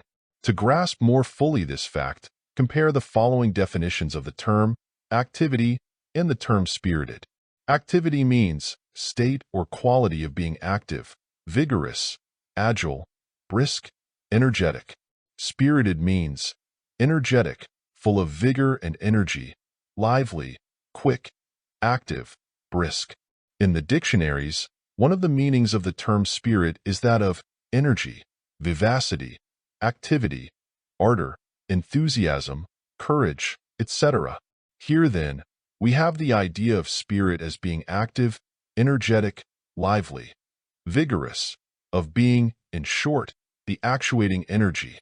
But there is a third, and a very important meaning involved in both the Old Latin term, spiritus, and its English descendant, spirit. The meaning of life, livingness, vitality, liveliness, vital energy, the essence of life. The dictionaries give as one of the meanings of spirit that of life, or living substance, considered independently of corporeal existence, or that which gives life and vigor to the human body and the bodies of plant and animals, the vital principle or life force.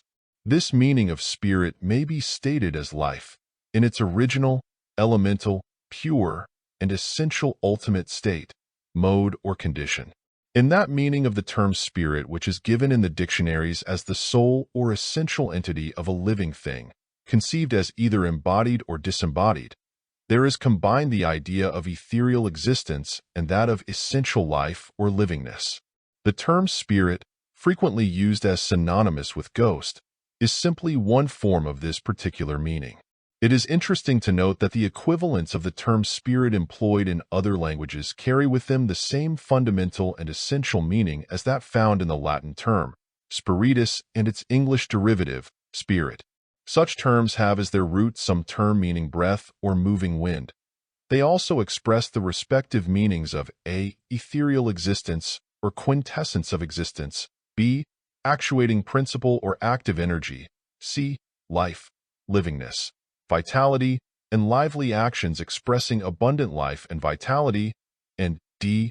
Embodied or disembodied souls or entities. This correspondence is significant, particularly when it is noted that it is found in tongues not originally derived from Latin sources. The early people of these several races all seem to have found in the symbol of breath or moving wind the best figurative illustration of a tenuous, ethereal something possessing activity and life. It represented something present and felt, but not seen, manifesting its presence by its motion and not by its form. Breath and wind were the two most ethereal and tenuous things known to the early man, and he naturally employed them as symbols for that something or somewhat which he intuitively felt to be present and active in the universe of things, forces, and events. It represented to him existence, energy, and life reduced to their ultimate form of refinement and purity. Illustrating the above significant fact, we give the following examples. In the Hebrew Scriptures, in Genesis 2 verse 7, it is stated that the Lord God formed man of the dust of the ground, and breathed into his nostrils the breath of life, and man became a living soul. In the original Hebrew, the phrase, the breath of life, is stated as neshemet ruach chayim. The term, neshemet, meaning the physical breath or act of breathing. The term, ruach, meaning the spirit or essence of life. And the term, chayim, meaning life, lives, or livingness. Thus, the literal meaning of the passage of the Scriptures in question is as follows. The Lord God breathed into man's nostrils the breath of the spirit or essence of life or livingness, or that the Supreme Being so transmitted life to his creation or creature and made him a living soul. Likewise, in the ancient Greek tongue, the term pneuma, meaning wind, breath, to blow as the wind, was also employed in the sense of the spirit or essence of life, or the life principle or spirit. Even to this day, in English, we find theology and philosophy employing the term pneumatology to indicate the science of spiritual being, or spiritual phenomena of any description, while physics employs the term pneumatics to indicate the science treating of the power and properties of air, the double meaning thus being clearly illustrated. Again, the Greek term psyche, meaning soul, mind, spirit, and from which the term psychology is derived, originally meant moving wind or the breath. The English word ghost is derived from the Anglo-Saxon term Geist, the German term Geist, and the Old English term Ghost, each and all of which terms originally meant breath or wind and afterward became employed to express the idea of soul, spirit, or living entities embodied or disembodied. In this connection, it should be noted that the English word ghost and the German word Geist both are employed to indicate a phase or aspect of deity, i.e., the Holy Ghost. In the English theology, it is held as axiomatic that God is spirit, this following upon the original statement of this doctrine in the original Greek, in which the term pneuma is employed in the sense of spirit. A similar double meaning of breath or wind and essential living, active, ethereal existence, soul or spirit, is also found in the Sanskrit and in other ancient Oriental languages. This is believed to be more than a mere coincidence. The same necessities of thought sought the same forms of illustration. The same causes brought the same results. When you stop to consider this necessity of human thought and the difficulty of expressing it in the terms of materiality, you will appreciate the almost intuitive employment of terms like spirit, pneuma, Geist, etc., to represent pure essence, energy, and life. Even today, the term spirit serves but imperfectly to express a concept almost inexpressible in material terms. Edgar Allan Poe pointed out this difficulty in the following significant passage. This merest of words, and some other expressions of which the equivalent exists in nearly every language, is by no means the expression of an idea, but of an effort at one. It stands for the possible attempt at an impossible conception.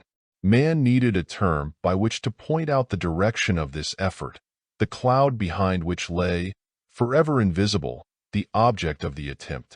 A word, in fine, was demanded by means of which one human being might put himself in relation at once with another human being with a certain tendency of the human intellect.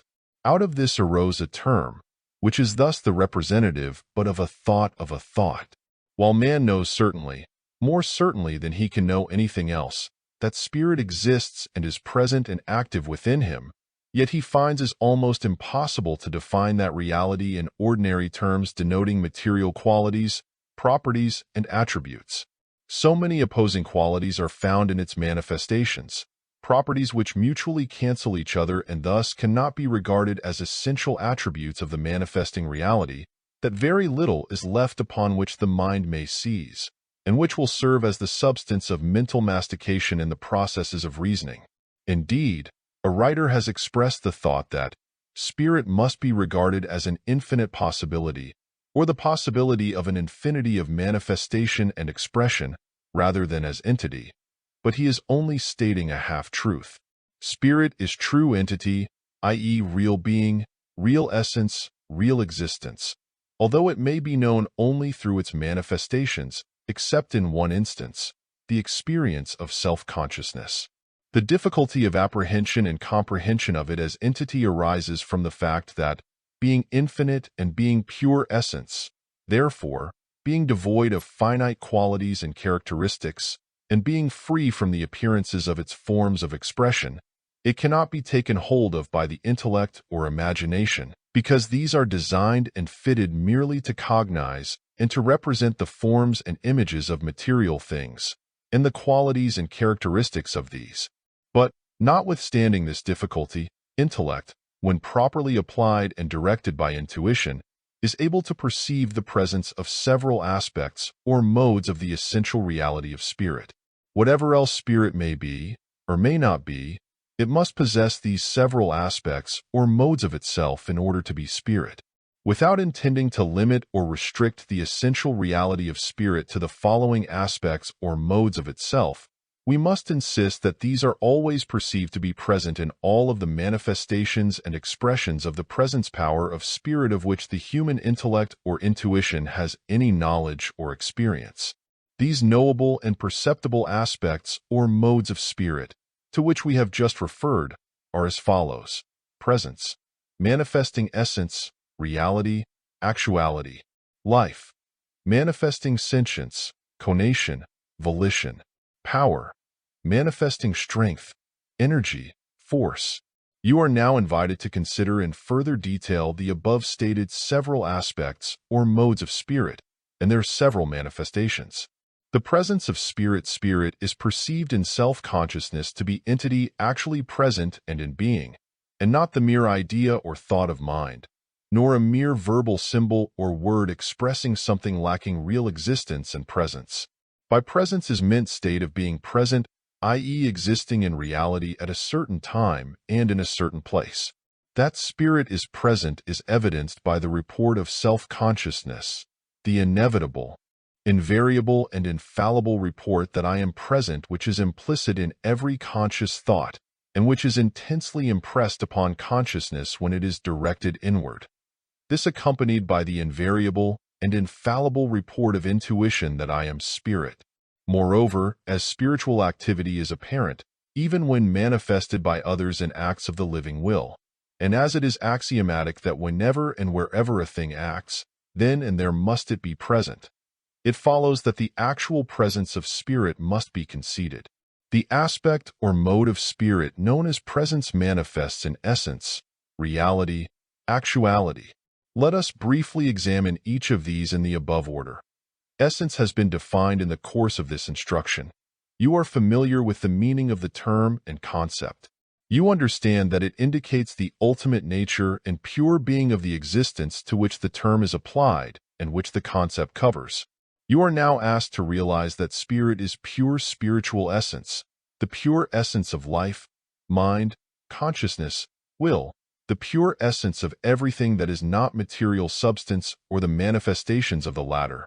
Spirit is the ultimate essence of spirituality and spiritual things. Spirit is spiritual essence, just as ethereal material is material substance. Each represents the thing in itself of its class or category. Just as material substance fills all space, so does spiritual essence fill all time. Bergson and Einstein will tell you more about this wonderful fact if you wish to acquire that knowledge. It is too deep for the present consideration, and you must learn to swim before you venture to explore its waters. The much talked of and long sought after fourth dimension belongs to time and spirit, not to space and matter in whose realm it has been sought. This also is another deep subject which we shall not undertake to explain fully here. We have indicated the direction in which the explanation lies. You must seek it for yourself if you are so minded. Reality means the state of being real, actual, truly existent and in being, not imaginary, fictitious, vague, or lacking in substantiality. Spirit is real and not imaginary or fictitious. It is a fact, not a dream. You can doubt your senses, but you can never doubt the fact that you are alive, and life is an aspect or mode of spirit. You may dream of matter without that matter being present, but you can never dream of life or mind without life and mind being present and active in you, and these are aspects or modes of spirit.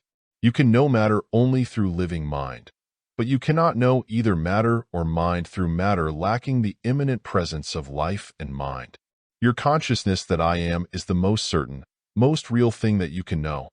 All the rest may be a dream, for that matter, but that cannot be a dream unless there be a dreamer, and if there is a dreamer, that dreamer is you, a focal point or center of living spirit. You may find it difficult to discover just what the spirit that is you really is, but you can never doubt that it is and that it is real.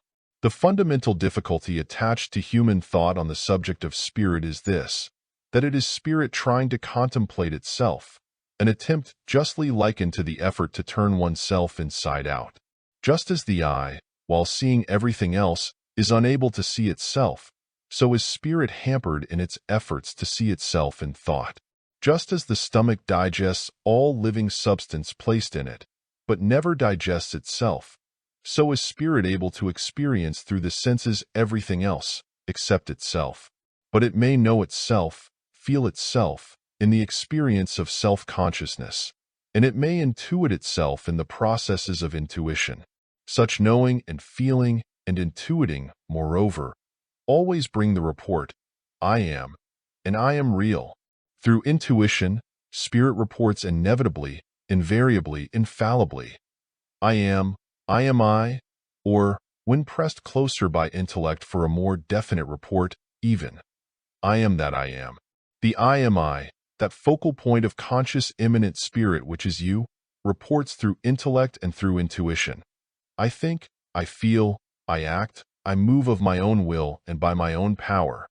Therefore, I am, and I am real, and not fictitious, a reality and not the figment of a dream. Even if I were a dream, there would needs be a dreamer, and that dreamer would be involved in his dream idea, and this I am I would then be the I am of the dreamer as well as of the dream person. You can never truthfully say, I am not real, for in your very denial would be implied the fact that the I that is denying must be real. No sane man can ever deny his own reality and feel convinced that he is stating the truth. His troubles begin only when he stops to consider whether the things external to him, the material universe, is also real.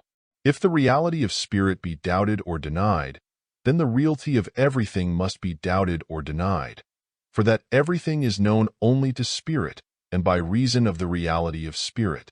Deny the reality of the knower, and the reality of the known is also denied.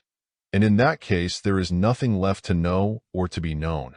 Actuality means the state of being actual, i.e. really and truly acting or active, existing in real act. The actuality of spirit can no more be doubted than can be its reality. Any individual who has ever performed an act of volition or will has experienced an inevitable, invariable, and infallible proof of the actuality of spirit. He need not fall back upon the final report of philosophy and of advanced science as well, that all power is willpower, all action is will action. He need refer only to his own experience in willing. In another part of this book, we relate the story of Edison wagging his finger at Raymond and demanding the answer to his question, what is this? Edison knew the actuality of his immanent spirit, and his simple question overwhelmed the other great scientist. The simplest voluntary act of the living creature proves the actuality of spirit. In every movement, in every motion, in every action, in every change of position, even in every thought, the living creature gives undoubted evidence of the fact that spirit is active, actuality. It possesses the power to act, and it acts. And so, you see that we are warranted in positing in spirit the aspects and modes, the attributes and properties, if you will, of presence and its manifestations known as essence, reality, actuality. We ask you to fix these in your mind, so that when you think of spirit you will think of it, first of all, in the terms and ideas of presence, i.e. essence, reality, actuality. In the next two following sections of this book, we shall ask you to consider the other two great aspects or modes of spirit, viz., life, manifesting sentience, conation, volition, and power, manifesting strength, energy, force. End of chapter. Chapter 5. Spirit, Essential Life. Having considered the first great mode or aspect of spirit, i.e. that of presence, manifesting essence, reality, actuality, you are now invited to consider the second great mode or aspect of spirit, namely, life, manifesting sentience, conation, volition. This is the unique, original, distinguishing characteristic of spirit. Life and livingness are the very quintessence of spirit, the very spirit of spirit. Spirit is life. Life is spirit. By life is meant, state of being alive, living, or vital force, animation, livingness. The standard definitions are poor, meager, unsatisfying. But inasmuch as life can be defined only in terms of livingness, there is no possible improvement in such definitions. There is nothing else in existence like life, to or with which it may be compared and likened, contrasted and classified, and which may be employed to illustrate or define it. One must have experienced life in order to understand its real meaning. The term livingness is no better. Its definition is merely suggestive, namely, the state of being alive, lively, active, vigorous, spirited, and capable of quickening and invigorating. All such definitions refer back to life, and life is found to be sui generis in a class by itself, over and above any definition or explanation, any accounting for or illustration in the terms of anything else. Life is known only through being experienced. To know life is to live. To live is to know life. Life is a basic, fundamental attribute of spirit. Spirit would not be spirit were it devoid of livingness. You may conceive of spirit as being unconscious, but you cannot conceive of it as being lifeless. Life is more fundamental than consciousness. A creature may become unconscious, yet still be alive, but it cannot become lifeless and still be conscious. All feeling, thought, and will may be inactive in a creature, yet it may still be alive. But if it is lifeless, then it can never manifest thought, feeling, or will. If you wish to think of spirit in its most essential, fundamental, and basic inner nature and character, then think of it as life or livingness. The three particular manifestations of the life of spirit are as follows: sentience, conation, volition. Each of these we shall now consider briefly. Sentience. By sentience is meant the faculty or power of sensation, perception, mental apprehension, and cognition. These are the several primary and elemental mental powers. The higher mental processes are merely more complex phases of these simpler mental activities. These faculties supply the raw materials of knowledge which are worked over and made into the completed mental product. In sensation, spirit receives impressions from material objects. In perception, spirit recognizes and interprets the reports of sensation. In mental apprehension, spirit takes hold of and conceives ideas. In cognition, spirit knows things partially or completely. The idea of sentience is closely bound up with that of consciousness. The latter term, though, like life, being beyond adequate definition, is best defined by the term awareness. Consciousness has been likened to mental livingness or aliveness, this being a valuable suggestive illustration. In modern psychology, consciousness is regarded merely as present mind, or mind here and now, a cross-section of mental process, a focusing of attention upon a certain limited portion of the entire mental process. Much of the mental activity, most of the mental processes, manifest on planes of mentation outside, below, or above the plane of ordinary consciousness.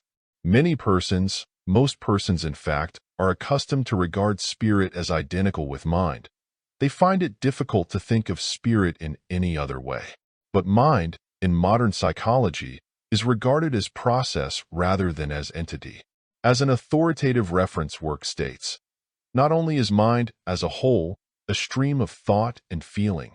Each separate element of mind or mental formation that our analysis teases out of the total consciousness is itself a process. Every sensation rises, poises, falls, in its own characteristic way. Even the idea is termed a variable process, and such formations as emotion and volition bear the mark of process stamped upon them. Spirit, on the contrary, is absolute and actual entity, not process. It is the essence, base and ground, support and sustainer, and constant identity of mental process. Spirit is not limited to mind, nor is mind another name for spirit. Rather, spirit has mind, uses mind, employs mind, i.e. mental process, as an instrument, tool, or machine helpful in its creative and other activities.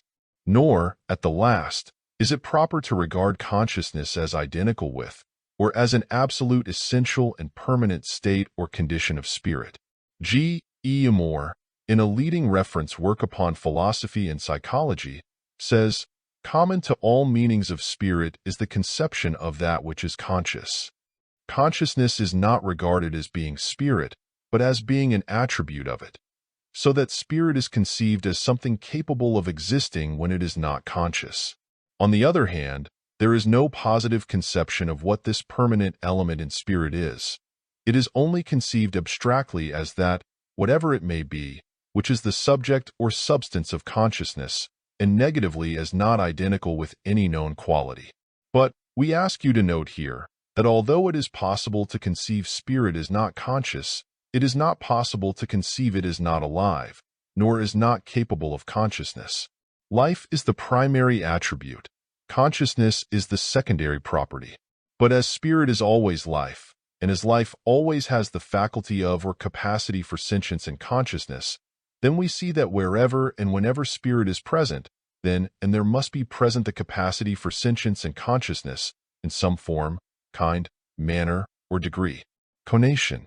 By conation is meant tendency toward effort, attempt, experiment, action, arising from the presence of feeling, emotion, or desire. A leading reference work states, conation consists of an endeavor, a striving to attain something. The attempt to recall a name from memory is a conation. Conation is common to desire, yearning, longing, craving, wishing, and willing. Indeed, to all mental states which have an inherent tendency to pass beyond themselves. Conation has for its object the attainment of its desire for that which it likes and finds pleasant, or the escape or release from that which it does not like and finds unpleasant. In short, conation is desire seeking to pass into action in the direction most contenting, satisfying, and agreeable to it. Conation, or active desire, is a universal element of life. It is found in all living things, and is the mainspring of all the actions of all living creatures, including plants, animals, human beings, from single living cells to the most complex living forms and organisms. Many philosophers have regarded it as the most essential element in life, and as being the kernel and core of the mind, soul, or spirit of all living things, and of life in general and as a totality. Schopenhauer postulates it as the fundamental fact of all activities, inorganic as well as organic. Wundt says, the mechanical universe is the outer wrapper behind which is hidden a spiritual creative activity, a striving, feeling, sensing, like that which we experience in ourselves, conation being the fundamental essence of that activity.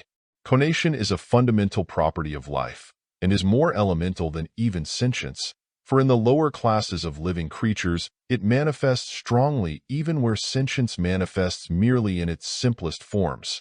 In plant life, it represents the chief psychic element, sentience being expressed only in the slightest degree. Certain philosophers, like Schopenhauer and his school, hold that the world spirit is animated chiefly by its will to live, i.e. its desire to express life activities, and accordingly they regard the universal life principle as being essentially conative desire rather than reason. Others have modified this view, and give sentience an equal rank with conation, although admitting that in the lower form of life, the latter is predominant.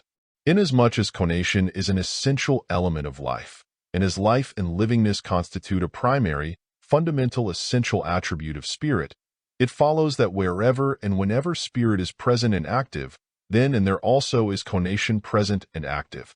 Even without accepting the extreme position of the schools of philosophy just referred to, it is impossible to escape the conviction that when spirit, the cosmic spirit, manifests creative power, it must experience the conative desire to do so, and that this conation is the actuating cause and because of the creative activity of spirit. Without it, creation would never have been manifested. Without it, creation would not have continued and would not now be underway. Volition.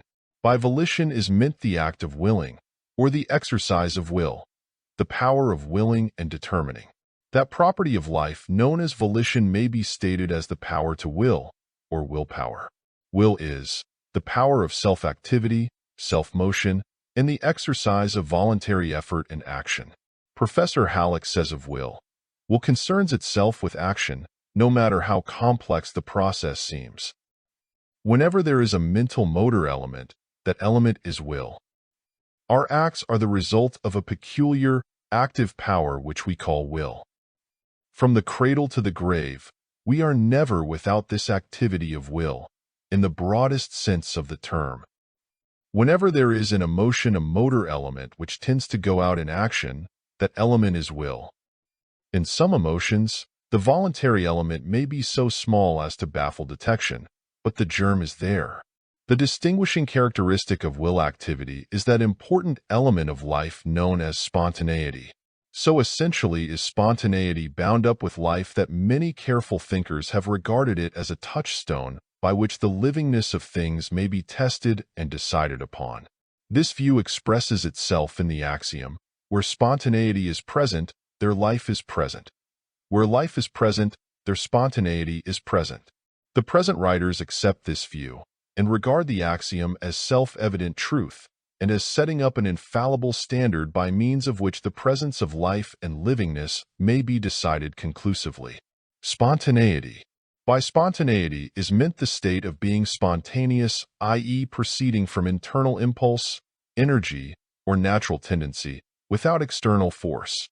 In its manifestation by living creatures, spontaneity is defined as action proceeding from, or manifesting by, natural feeling, tendency, emotion, temperament, disposition, or desire, modified perhaps by reflection, consideration, or judgment based upon the results of previous experience, but always without constraint or external force.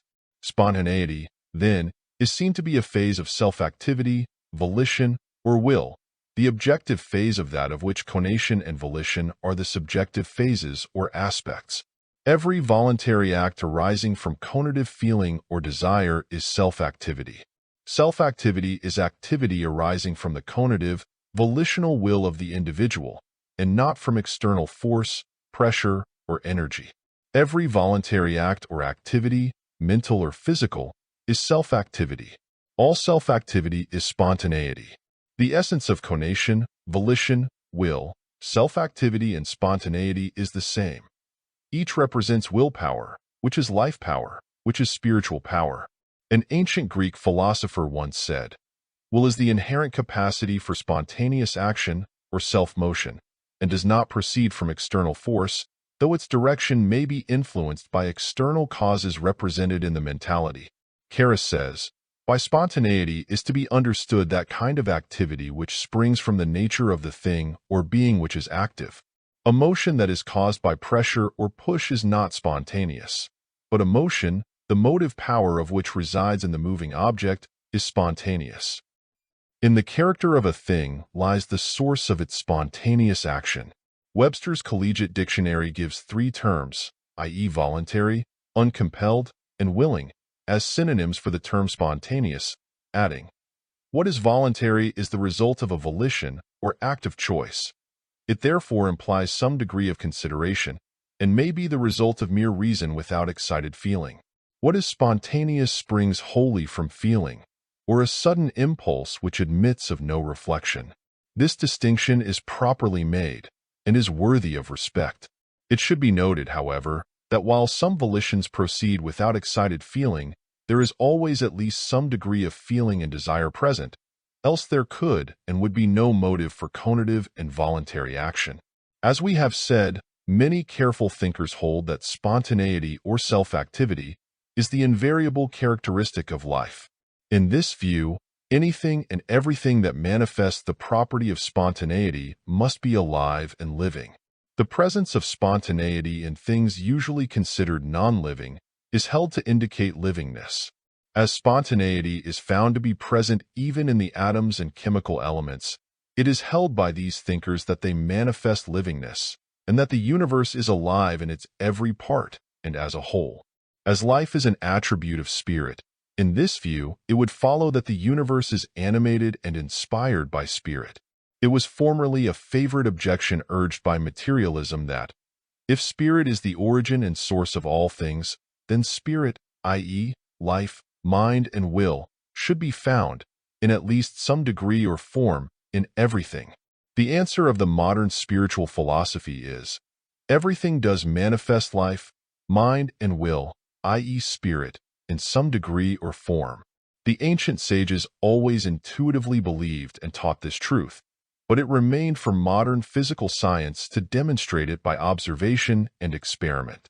Today, the advanced minds of philosophy and science are assenting to the proposition that the universe is alive as a whole and in every part. Each new discovery serves to substantiate this idea, and each year adds to the ranks of its advocates. Luther Burbank, as the result of his lifetime study of life, says, "All my investigations have led me away from the idea of a dead universe tossed about by various forces to that of a universe which is absolutely all life, soul, or thought, or whatever name we choose to call it. All life on our planet is, so to speak, just on the outer fringe of this infinite ocean of force. The universe is not half dead, but all alive."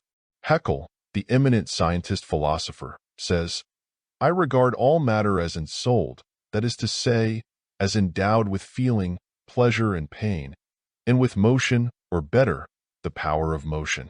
As elementary, atomic, attraction, and repulsion, these powers are asserted in every simplest chemical process, and on them is based every other phenomena, consequently also the highest developed soul activity of man. The molecules, or atoms, of two elements when brought into proper distance, mutually feel each other, and by attraction move toward each other. Or the contrary takes place by reason of repulsion, Empedocles' doctrine of the love and hatred of atoms. I cannot imagine the simplest chemical and physical process without attributing the movements of the material particles to unconscious sensation. The idea of chemical affinity consists in the fact that the various chemical elements perceive the qualitative differences in other elements, experience pleasure or revulsion at contact with them, and execute specific movements on this ground.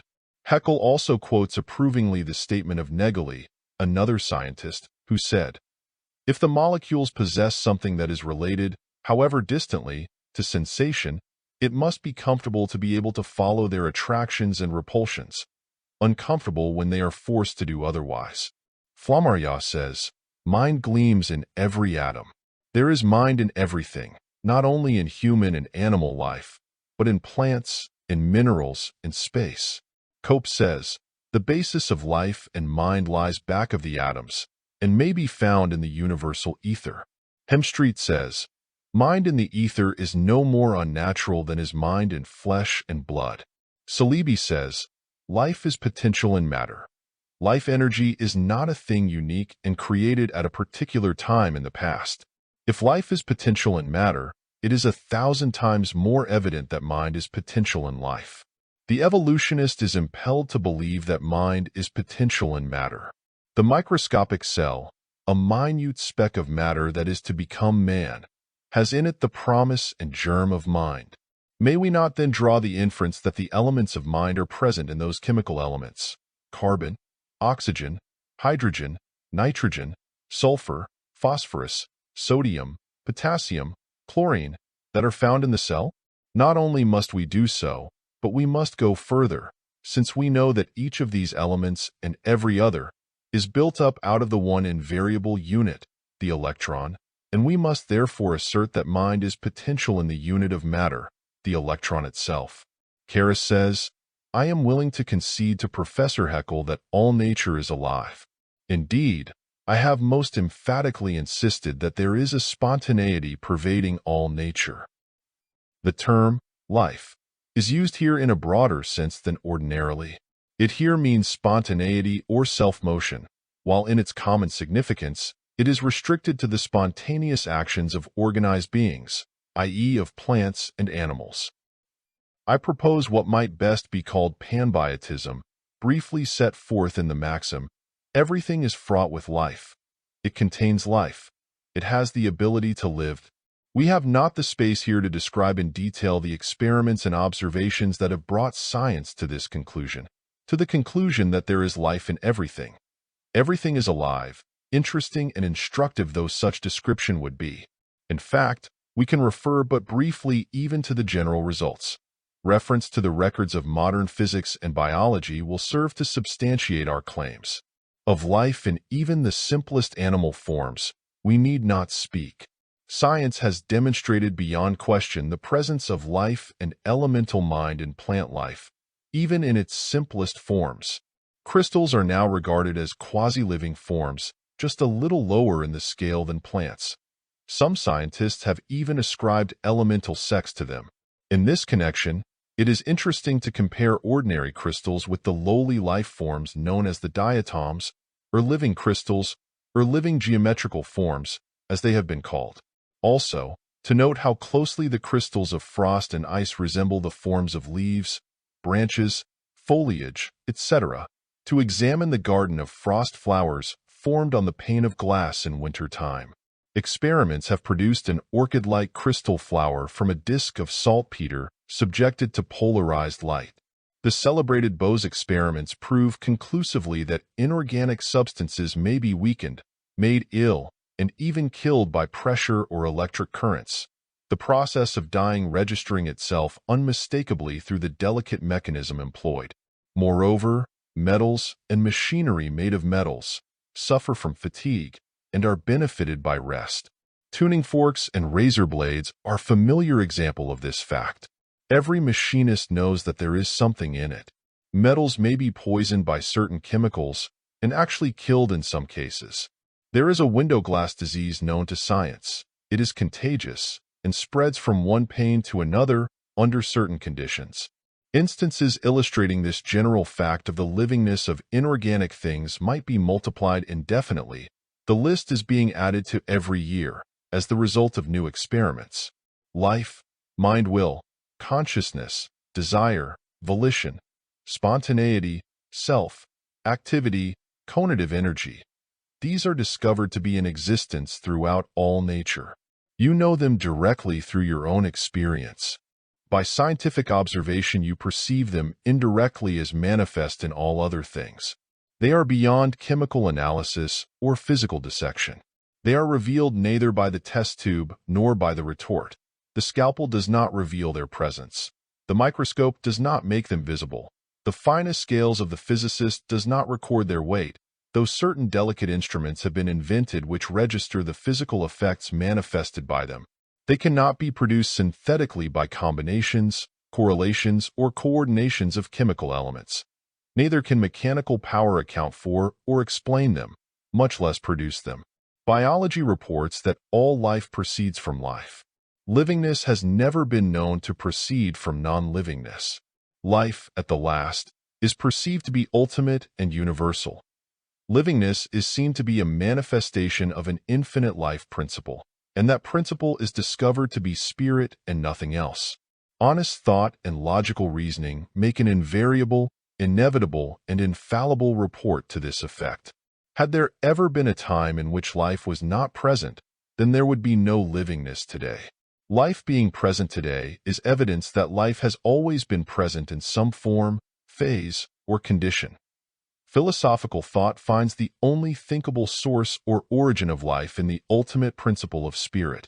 Wherever there is life, there must be spirit. As life is universal, then spirit must be universal. Spirit reduced to its ultimate nature reports itself as life. Lifeless spirit is inconceivable. Life reduced to its ultimate nature reports itself as spirit. Spiritless life is unthinkable. Thus, life and spirit are seen to be but different names for the same ultimate fact, principle, power. If you wish to think of spirit in its simplest terms, employ the terms of life and livingness. Whatever else spirit may be or not be, it is always life and livingness. End of chapter. Chapter 6. Spirit, Essential Power. Having considered spirit in its two respective modes or aspects of presence, manifesting essence, reality, actuality, and of life, manifesting sentience, conation, volition, you are now invited to consider spirit in its third great mode or aspect, namely that of power, manifesting strength, energy, force. We have defined the several terms, power, strength, energy, and force, in a preceding section of this book, and shall assume that you are familiar with the several shades of meaning involved in them. and which you are asked to combine in your concept of spiritual power. We hold it to be beyond question that spirit possesses strength of an infinite degree and extent, that spirit possesses that indwelling power known as energy of an infinite degree and extent, that spirit possesses that form of power known as force or ability to act upon other things of an infinite degree and extent. In short, we believe it axiomatic and self-evident that spirit not only possesses infinite power, all the power there is, but also that it itself is the very essence of power. This indwelling power of spirit, manifesting as strength, energy, and force, is called forth, exerted, and applied by will. And will, is a manifestation of life, which in turn is an aspect or mode of spirit. Accordingly, spiritual power, in a sense, may be regarded and spoken of as willpower. In the individual, it is expressed as personal willpower. In the cosmos, it is expressed as cosmic willpower. In the individual, it is the manifestation and expression of spirit. In the cosmos, it is the manifestation and expression of spirit, the infinite spirit, or the totality of spirit.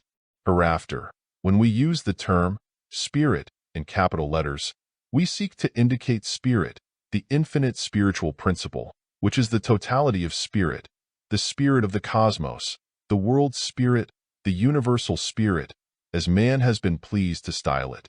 It has long been the contention of many philosophers, and of many scientists as well, and of certain theologians of philosophic tendencies, that all power is willpower at the last analysis.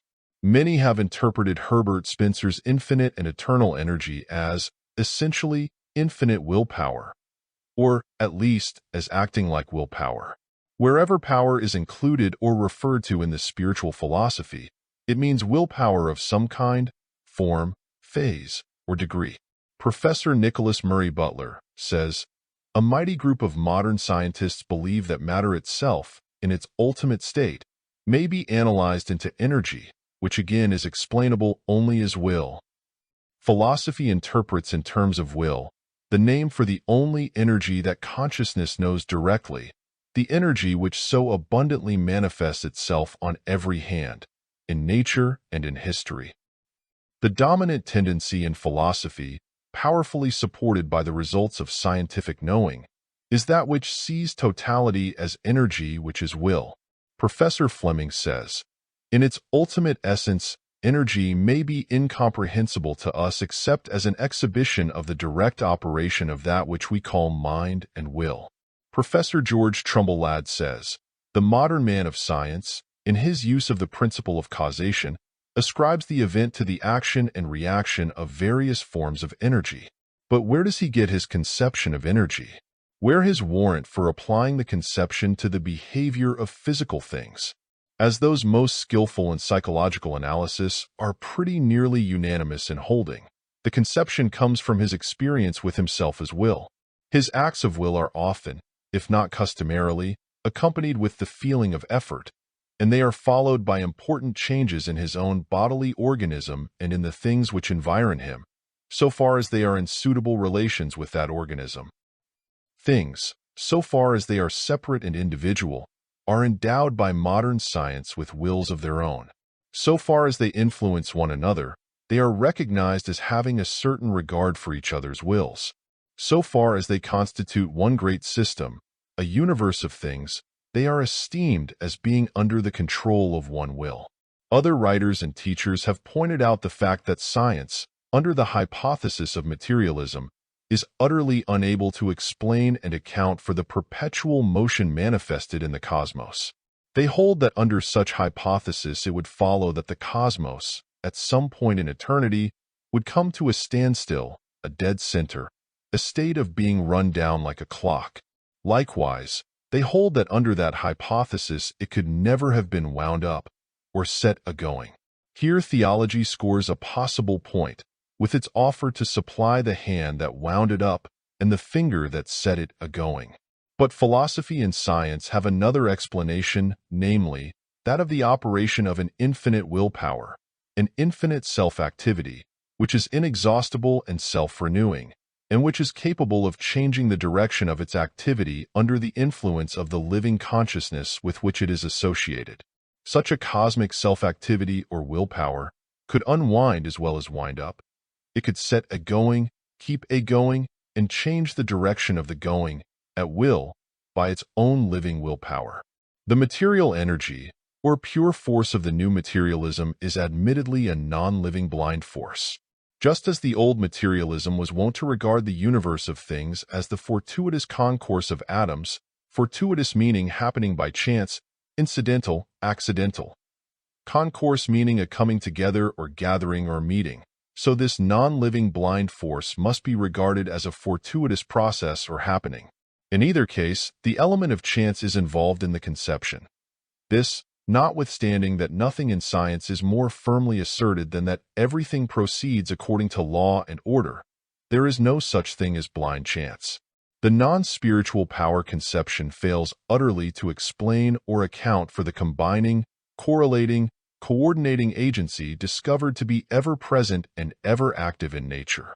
Law, order, and system can result only from the power of living mind and will, and as these are found to be omnipresent in nature, the conclusion that there must be living mind and will present and active in nature's processes is unescapable. Intellect so reports, and intuition positively insists upon its truth. Spiritual philosophy, on the other hand, asserts that all power is willpower, the willpower of the living spirit. Even the purely material forces are regarded by it as phases or forms of this willpower. If the atoms and particles of matter be ensouled with the elements of sentience and of will, as Haeckel and others positively assert, then the aggregations of these atoms and particles must also be so ensouled. If the attractions and repulsions of the particles of matter be evidences of likes and dislikes, and the response of will thereto, then a like explanation is logical also in the case of the attractions and repulsions of masses of matter. As most of the manifestations of physical power are seen to result from attraction and repulsion of particles or masses of matter, the logical conclusion is obvious. Likewise, the same conclusion is inevitable in the case of the atomic attraction and repulsion which result in chemical affinity, and its opposite, which constitute the reason and cause of chemical processes and changes. That life has force, power, energy, you know from your own observation and experience. You have seen the moving power of growing plants, tree roots, etc. Life power raises the giant redwood trees far above the ground, using gravitation as a lever, as a something with which to press back or to kick backward. Life power in the growing tree trunks splits apart solid rock. Life power in the growing giant mushroom raises and cracks heavy concrete pavements. All this life power is living willpower. Great thinkers believe that the power of gravitation and of electricity and all the other great forms of natural power are living willpower in some form or phase of manifestation and expression. Natural power so interpreted becomes something far more understandable than when interpreted as blind force. You can understand it far better in this way, because it seems so much more like yourself, more in accordance with the life power manifesting in and by yourself. Self-motion is explainable in terms and concepts of living willpower. In fact, it is explainable and understandable under no other interpretation. As we have seen in the foregoing instruction, the very idea of energy arose in the human mind only because man had first experienced willpower present and active in himself. Energy means energy, in force. These being ideas derived from actual experience with willpower. Willpower is self-activity, spontaneity, the power within. You send a current of willpower to your arm, and it moves. You bend your finger, a most stupendous task, when you come to consider it carefully. The apparent simplicity of the task and your familiarity with it causes you to overlook its significance and importance. You take it for granted, whereas it requires the highest degree and quality of explanation to be really understandable. Only the greatest minds are able to appreciate the almost inconceivable wonder of this small, familiar action. Edison, one of the greatest minds of our times, has shown his appreciation of this fact in his account of his interview with Du Bois-Reymond, another great scientist. Here is Edison's account of it. When I was in Berlin, I met Du Bois. Wagging the end of my finger, I said to him, "What is that?" He said he didn't know, that investigators had been for 2,500 years trying to find that out. If anybody could tell him what wagged that finger, the problem of life would be solved. Nature is a perpetual motion machine, and perpetual motion implies a sustaining and impelling force.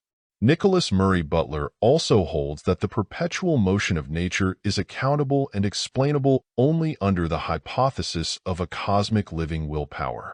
Think of what your own willpower does, has done, and can do. Then raise that idea of willpower to infinity and consider whether or not it would then be capable of running the machinery of the cosmos, or performing the office of creative power and of coordinative agent. What does your intellect report? What does your intuition insist upon? Is not this notion clearer and more understandable, more thinkable, more conceivable, more reasonable than is that of this great work being performed by blind, non-living power, force, or energy? What is the report of your entire mental and spiritual nature concerning this, of your intellectual, intuitional, emotional, aesthetic, ethical, and religious nature? As Professor Brown was wont to say, no one can understand the history of this belief without taking all these grounds and factors into consideration. But objects the ancient materialism and its offspring, material energism.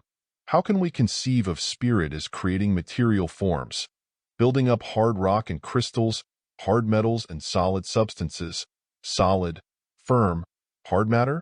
Let us answer in the proverbial Hibernian way, which is also the Socratic method, i.e., by asking another question.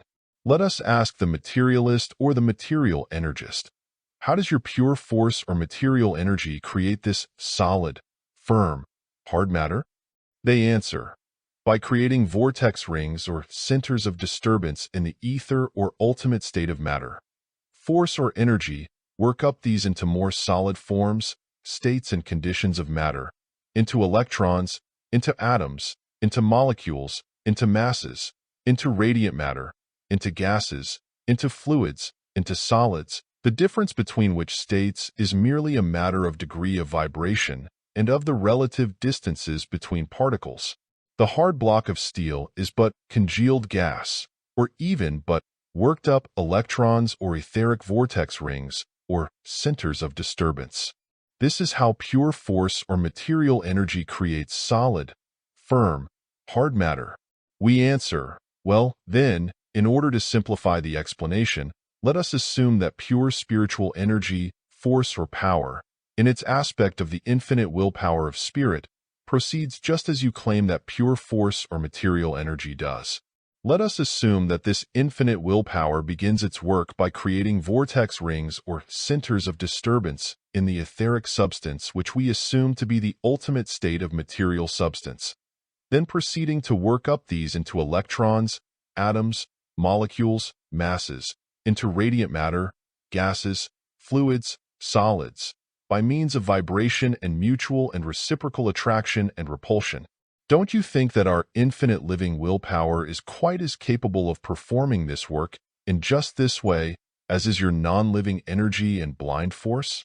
Don't you think that it might perform it even more easily and more effectively, in view of the fact that it has infinite mind to guide and direct it, whereas your material energy or pure force is lifeless and mindless, and must go it blindly, by mere chance instead of by mental rule? We might then point out that life power is no novice at the task of building up solid substance. To realize this, you have but to remember that life power manufactures the hard ivory tusk and teeth of the elephant, the hard vegetable ivory nut, the weapon of the swordfish, the horns of the ox, the hard, firm, solid block of ebony, mahogany, rosewood, teakwood, hickory, or oak. Has the blind pure force or material energy any better products to its credit than these? There is a bone in the human body of which it is said that even the hottest coal fire will not reduce to ashes, even a fire that will melt the hardest metals. Life power produced this hard bone from the elements of the food of the human being. Do you not think that, given the basic materials, it could likewise produce flint, granite, the diamond, or steel, in the same way, under the proper conditions? In fact, in the light of the dawning knowledge of the livingness manifested in the processes of crystallization, life power is already seen to be doing just this kind of work. The elements of life and mind superimposed upon energy, force, and power surely do not rob the latter of their power and potency, their effectiveness and their capacities. Rather, it would seem that any thoughtful intelligence would perceive that such would be a most desirable addition to the concept, serving to give it a sense and meaning which it had lacked previously. Think over this, intuit it for a few moments, and you will get your answer, and we feel assured that we know just what that answer will be. When you have once caught the spirit of the idea of infinite willpower, you will resent the suggestion of infinite blind force as an insult to your intelligence and as an affront to your intuitive powers of mentality. And now, let us ask you to submit this matter of the ultimate character and nature of ultimate power to an unusual test, to a test devised by certain Oriental sages many centuries ago, several thousand years ago. In fact, these ancient sages reasoned among themselves as follows. If there be an ultimate and essential energy, force, or power in nature, then such must abide and be present in every individual thing in nature, at the very core and kernel of the being of such thing. If it is to be found at all, it will be found there. And so, they proceeded to search for its presence in all things, at the very core and kernel of all things. First, they discovered that they could find evidences of it in the actions of every living thing, and of many things previously deemed to be non-living. Everything was perceived to act spontaneously, at times, thus manifesting a self-activity which was, at least, something like will action. But this was merely the observation of actions and the judgment upon their source. While satisfying in a way, and to a degree, it was not conclusive nor absolutely convincing. Then, said the sages, let us look within ourselves. If it is everywhere, it must be there at the center, core, or kernel of our own being. And so they looked within themselves for it.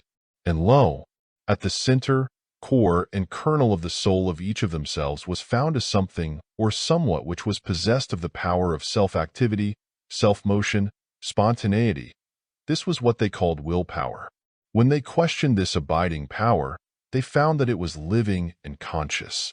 They asked it who it was, and it answered, I am I. They asked it what it was, and it answered, I am that I am. They tried to separate it from themselves, but it could not be separated from its owner, even in thought. Then, said the wise men, we have found that which is at the kernel, core, and center of all things, and have found it to be the living will of the Spirit, that Spirit which is the self of all things, and of the totality of things as well. Make this test for yourself, by yourself, upon yourself. Perhaps you will find what the ancient Oriental wise men found.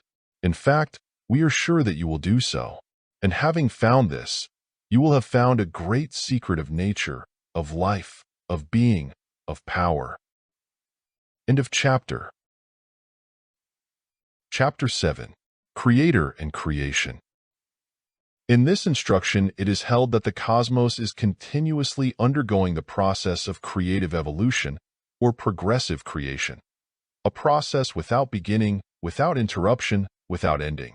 This is the view accepted by the best scientific, philosophic, and theological thought of the present day, and of the best thought in these fields in the past as well. Worlds appear, continue in existence for a time, then disappear, to be succeeded by other worlds composed of the same fundamental substance and energized by the same actuating power. Cosmic creation is conceived as constituting an infinite cycle of cycles. The creative spirit is eternal. The creative substance is eternal. The creative activity is eternal.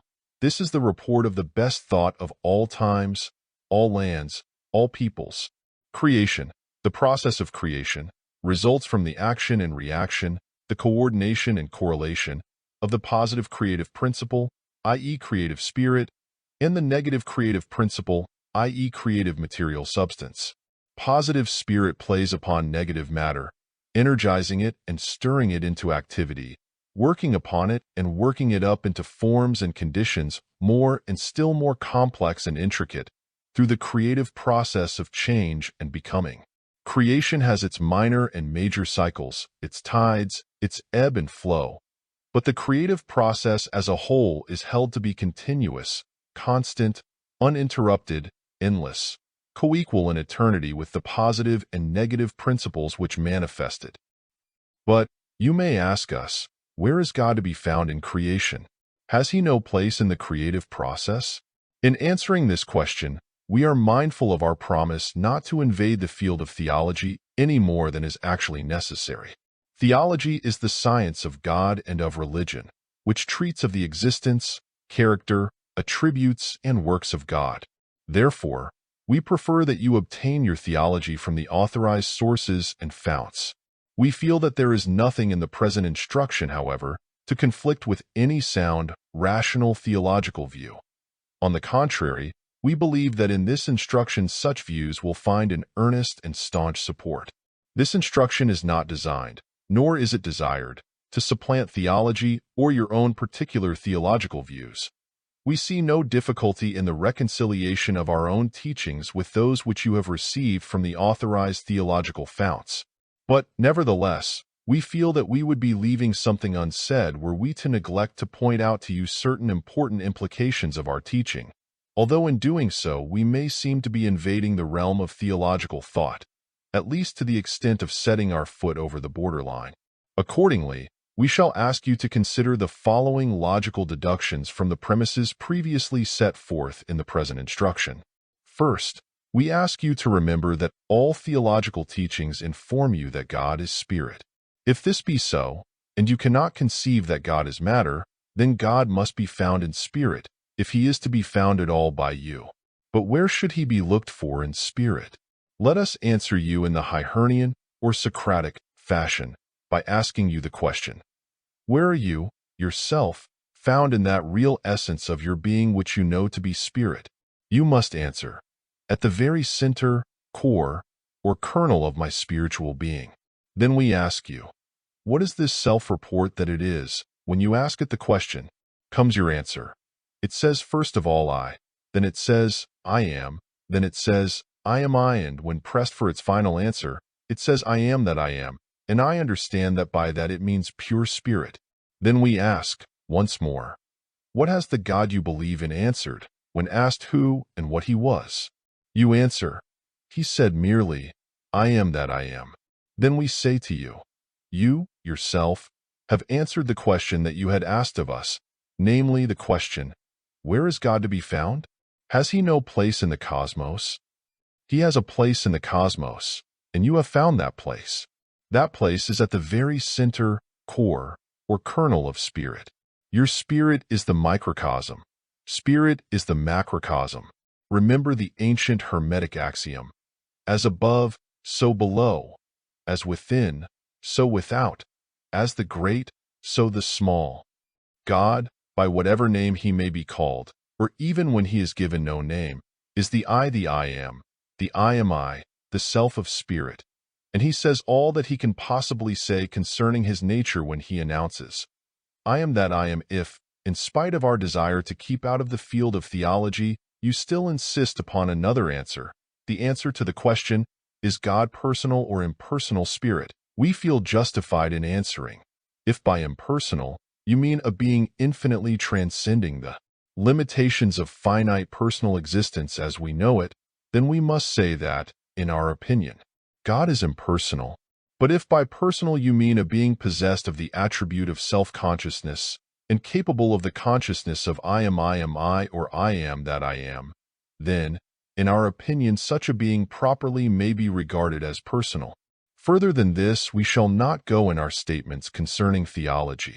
Frankly, we feel that you should be able to work out the balance of the problem for yourself, aided by the theological teachings which are acceptable to both intellect or intuition, to completed reason, as we have defined it. An ancient Oriental teacher once said, "It is not enough that men believe in God. They must get God." We add, men get God through the medium of the something within themselves, the indwelling spirit.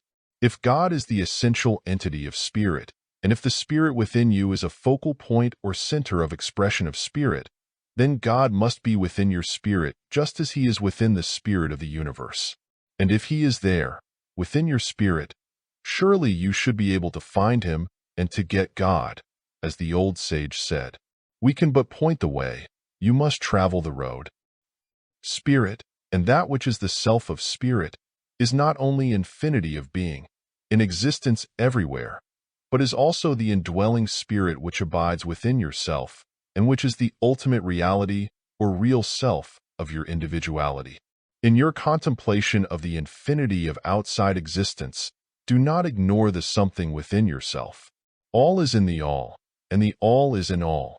You cannot escape beyond the realm of infinite spirit, but equally true is it that spirit cannot escape from existence within you. It is in you, as truly as you are in it. In this last statement is contained the essence of the great truth of the inner teachings of all philosophies and all religions. When you master this truth, you will know that which when known all is known. Strive to catch its spirit. Let us here ask you to read and consider the following significant, though somewhat whimsical lines of an unknown writer. Thou great eternal infinite, the great unbounded whole, whose body is the universe, whose spirit is its soul. If thou does fill immensity, if thou art all in all, then I must be within myself or not be here at all. How could I live outside of thee, when thou fill earth and air? There surely is no place for me outside of everywhere. If thou art God, and thou does fill infinity of space, then I'm in God, think as men will, or else I have no place. And if I have no place in thee, and if I am not there, where can I be, where could I dwell and still not be somewhere? Then I must be a part of thee, no matter if I'm small. For if I'm not a part of God, there's no such God at all. The concept of indwelling deity is not a new one in philosophical and theological thought. Indeed, it is one of the oldest philosophical beliefs, and it appears very early in the theological thought of practically all religions. Technically, it is known as the doctrine of immanence, from the Latin term immanere, meaning remaining within.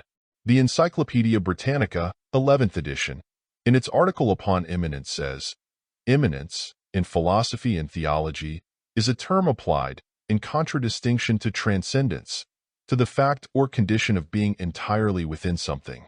Its most important use is for the theological conception of God as existing in and throughout the created world, as opposed, for example, to deism, which conceives him as separate from and above the universe. It should be observed that the immanence doctrine need not preclude the belief in the transcendence of God.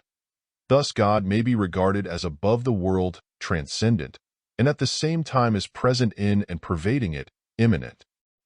The conception of God as wholly external to man, a purely mechanical theory of the creation, is throughout Christendom regarded as false to the teaching of the New Testament, as also to Christian experience. The contrary view has gained ground in some quarters so far as to postulate a divine element in human beings, so definitely bridging over the gap between finite and infinite, which was to some extent admitted by the bulk of early Christian teachers.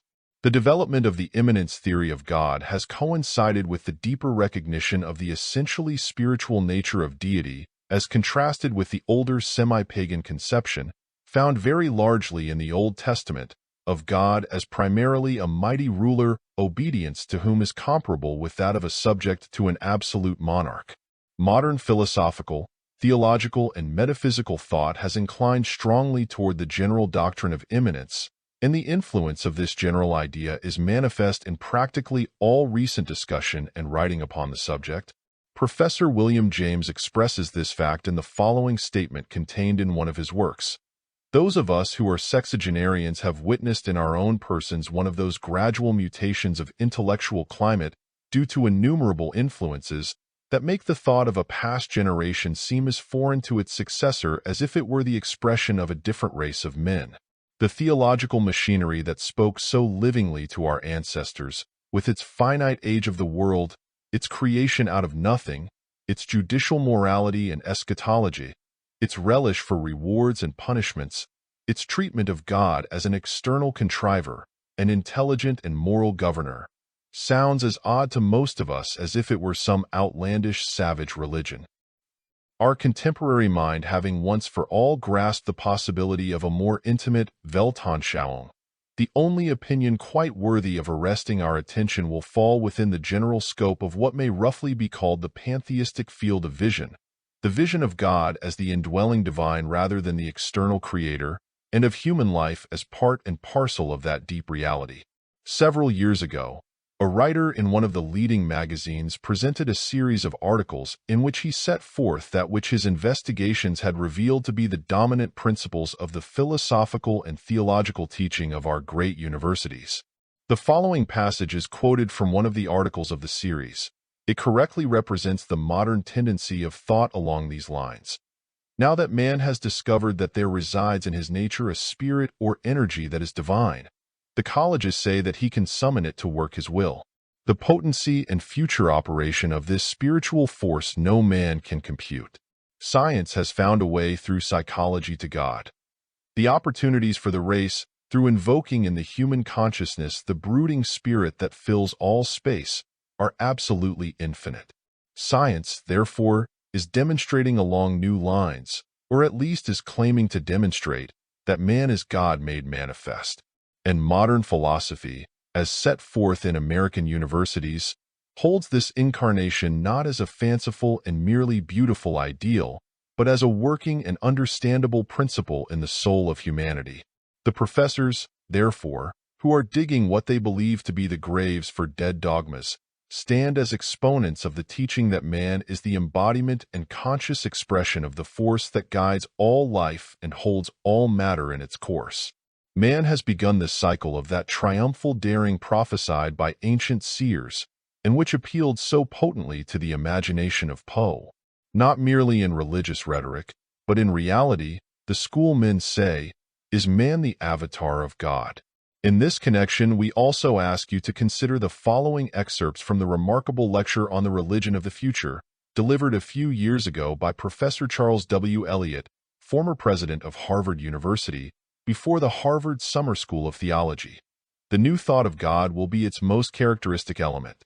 This ideal will comprehend the Jewish Jehovah, the Christian Universal Father, the modern physicist's omnipresent and exhaustless energy, and the biological conception of a vital force. The infinite spirit pervades the universe, just as the spirit of a man pervades his body and acts, consciously or unconsciously, in every atom of it.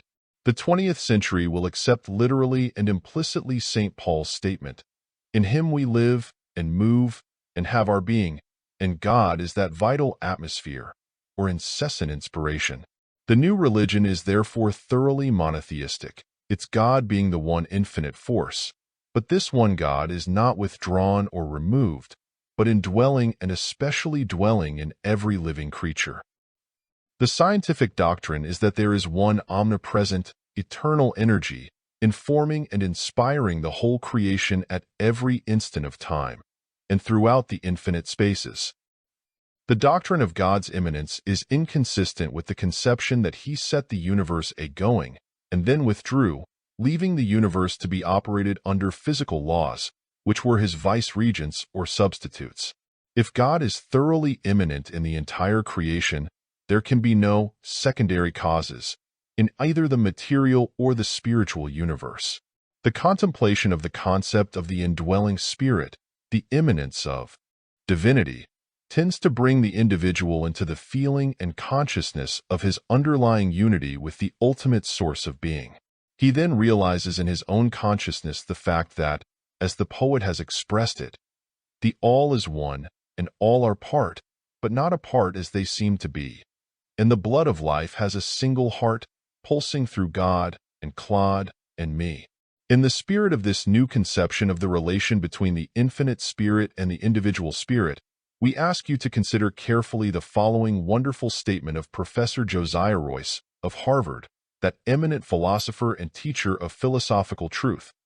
The infinite self, in the very least of the daily experiences, is known to you as something present. This is the deepest tragedy of our finitude, that continually he comes to his own, and his own receive him not, that he becomes flesh in every least incident of our lives, whilst we, gazing with wonder upon his world, search here and there for first causes, look for miracles, and beg him to show us the Father, since that alone will suffice us. No wonder that we remain agnostics. Hast thou been so long time with me, and yet hast not known me? Such is the eternal answer of the Logos to every doubting question. Seek him not as an outer hypothesis to explain experience. Seek him not anywhere yonder in the clouds. All experience contains him. He is the reality, the soul of it. If we have the true insight of the deeper idealism, we can turn from our chaos to him, who is our true and divine self, and can hear from him with absolute assurance this one word: O ye who despair, I grieve in you. Your sorrow is mine. No pang of your finitude, but is mine too. I suffer it all, for all things are mine. I bear it, and yet I triumph. This word of the self, I say, we can be sure of, for it is the one final word of our whole philosophic thought. Some philosophers hold that the creative power is wholly and completely involved in its creation. Others hold that only a part or portion of the creative power is involved in its creation. Some of the Oriental schools, in fact, hold that only an infinitesimal portion of the infinite being is involved in or concerned with the manifestation of creation. Again, some schools hold that the creative spirit enters into and pervades the material substance as salt enters into and pervades the water of the ocean. Others hold that the action of the creative spirit upon the material substance is akin to that of the magnet upon a mass of steel filings, i.e. by induction, the magnetic emanation being held to ensoul the tiny particles of steel, causing them to take form and manifest motion, just as spirit so ensouls the material substance with similar results. Others employ the symbol of the sun of spirit, shining upon the surface of the great ocean of material substance, and being reflected from its face. The sun is regarded as penetrating the ocean by means of its emanated rays, being reflected from any point of its surface, and causing motion and surface manifestations of form in the superficial portion of the great body of water. In this view, it is held that the sun of spirit, in itself, never actually enters into the material substance. Merely its emanated rays enter into the latter, they're working upon and working up the material stuff, thus creating forms and activities and manifesting the process of becoming. Carrying still further this symbolic illustration of the sun and the ocean, it is shown that the sun continually causes portions of the water of the ocean to rise upward in the form of vapor. This vapor, condensing, then falls upon the ocean in the form of rain or dew. Here attention is called to the fact that in every falling raindrop or dewdrop, as in the ocean itself, there is ever reflected the image and form of the sun. Each drop has its sun, its light, its radiance. Each drop is as a miniature ocean in this respect. The sun's reflection appears in the great ocean and in every tiny raindrop or dewdrop. Yet the sun itself ever remains over and above all, though its emanations are ever in all. Thus, by the symbol of sun and ocean is explained the nature of the presence power of spirit in the material substance. Thus is illustrated the transcendence and the immanence of the creative presence power. It is a wonderfully effective symbolic illustration, one worthy of respect, whether or not it is accepted as properly and fully representing the truth. You will find that it will grow upon you as you consider it. It will stick in your mind like the burrs in the wool of the sheep. The sun has always been a favorite symbol for the supreme power or the supreme being. It seems to appeal powerfully to the religious emotional nature, the poetic imagination, and the philosophical intuition of man. Perhaps intuition recognizes it as the most appropriate and most fitting symbol of a truth that can be expressed only by means of symbols. Just as the mind of man has ever speculated concerning the how of creation, so has it sought earnestly for an explanation of the why of creation. In all developed philosophic, metaphysical, and theological thought there is found at least an attempt to answer the question: why did the supreme power create the universe? In some cases there is found the attempt to dismiss the subject as part of the great mystery, something beyond the knowledge or thought of man. But even in such cases, there is usually found an attempt at some kind of explanation. Many of these so-called explanations are so crudely anthropomorphic, so evidently the naive answers of childlike minds, that they require no serious philosophical consideration or discussion. Those who originated them certainly lacked the philosophic imagination. Of these would-be explanations, some merely offend the intelligence of the thinker, as, for instance, the statement that he desired to be worshipped and glorified, and so he created beings to worship him and sing his praises. Others offend the heart of man, as well as his intellect, as, for instance, the idea that the cosmos is merely an amusement-affording moving picture show operated by God in order to serve as the pastime of eternity, or, again, the idea that life is but a great game played by God, with his creatures as the pieces, or as the ball, a game played by him for the purpose of exhibiting his own infinite power, or, perhaps, for the purpose of defeating an imagined boogie. Intuition revolts at such ideas. It knows that there must be an infinite rational meaning attached to the infinite manifestation of the infinite presence power. Nothing less than this will satisfy the needs of intuition. Far more satisfying to both intellect and intuition is the interpretation furnished by that general philosophical school known as vitalism. Vitalism, under several names, is well represented in the history of philosophical thought, ancient and modern. Bergson is one of its more prominent modern advocates. Its spirit is expressed in a somewhat unpleasant form by Schopenhauer and his followers. It is also found implicit in the basic teachings of ancient Buddhism. This broad philosophic trend of thought known as vitalism may be indicated by the following general statement of its basic conception, viz. Spirit has its most essential and active attribute in life or livingness. The life principle of the universe, which is spirit in one of its aspects, being essentially and characteristically livingness, naturally finds its normal expression in the activities of life, through the multitudinous forms of life which it has created for the purpose of such expression. The expression and manifestation of life and livingness constitute the legitimate and natural activity of its essential nature and character. Accordingly, the life principle, which is an aspect of spirit, eternally creates the infinite series of universes in order to manifest and express in objective form that essential livingness which is within itself as the innermost core, kernel, and heart of itself. It creates in order that it may live, i.e., express its livingness in objective form. In order to do this, it works upon and works up the universal material substance, in order to produce material forms to be animated, energized, and inspired by its living spiritual energy. It creates bodies of material substance in order to breathe into them the breath of the spirit of life, and thereafter to live and act in and through them. Bergson's basic concept may be stated as follows. A free and spontaneous life is the very essence of the real. Pushing out from within, seeking expression, life buds and breaks forth into original creation. The laws of nature are life's habits, its ways of proceeding and doing things. Reality is pure creative life, life fed from within rather than from without. It evolves and creates by means of its own inherent and spontaneous creative power. Life is not static, not something that was once something different, not a past left behind and a future spread out in front. It is a single, continuous movement, carrying all its past with it and pressing forward into a future which it is forever creating. Evolution is the original impetus of life, the living act and progress. This general conception of the presence and activity of a will to live in nature is found to pervade many and varied forms of philosophical thought. It exerts a peculiar fascination upon the philosophic mind.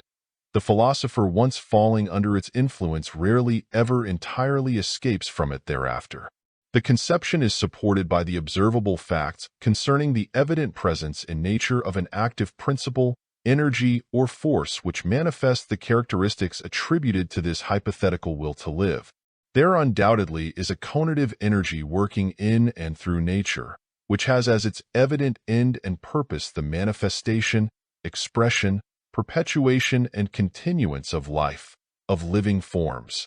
In fact, the very idea of nature implicitly involves the notion of this element, which constantly inspires the natural processes. The instinct of self-preservation and that of the perpetuation of the species constitute two of nature's strongest and most active forces. In them, the will to live shows itself most plainly. The will to live is found ever at work, striving, endeavoring, seeking and attempting to manifest and express itself in objective actuality and livingness.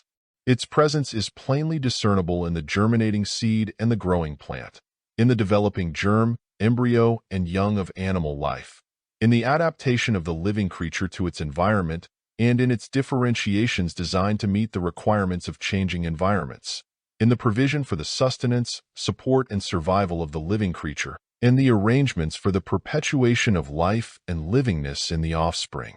When you think and speak of nature's processes concerned with living creatures, you are thinking of the manifestation and expression of this will to live, which is one of the aspects of spirit.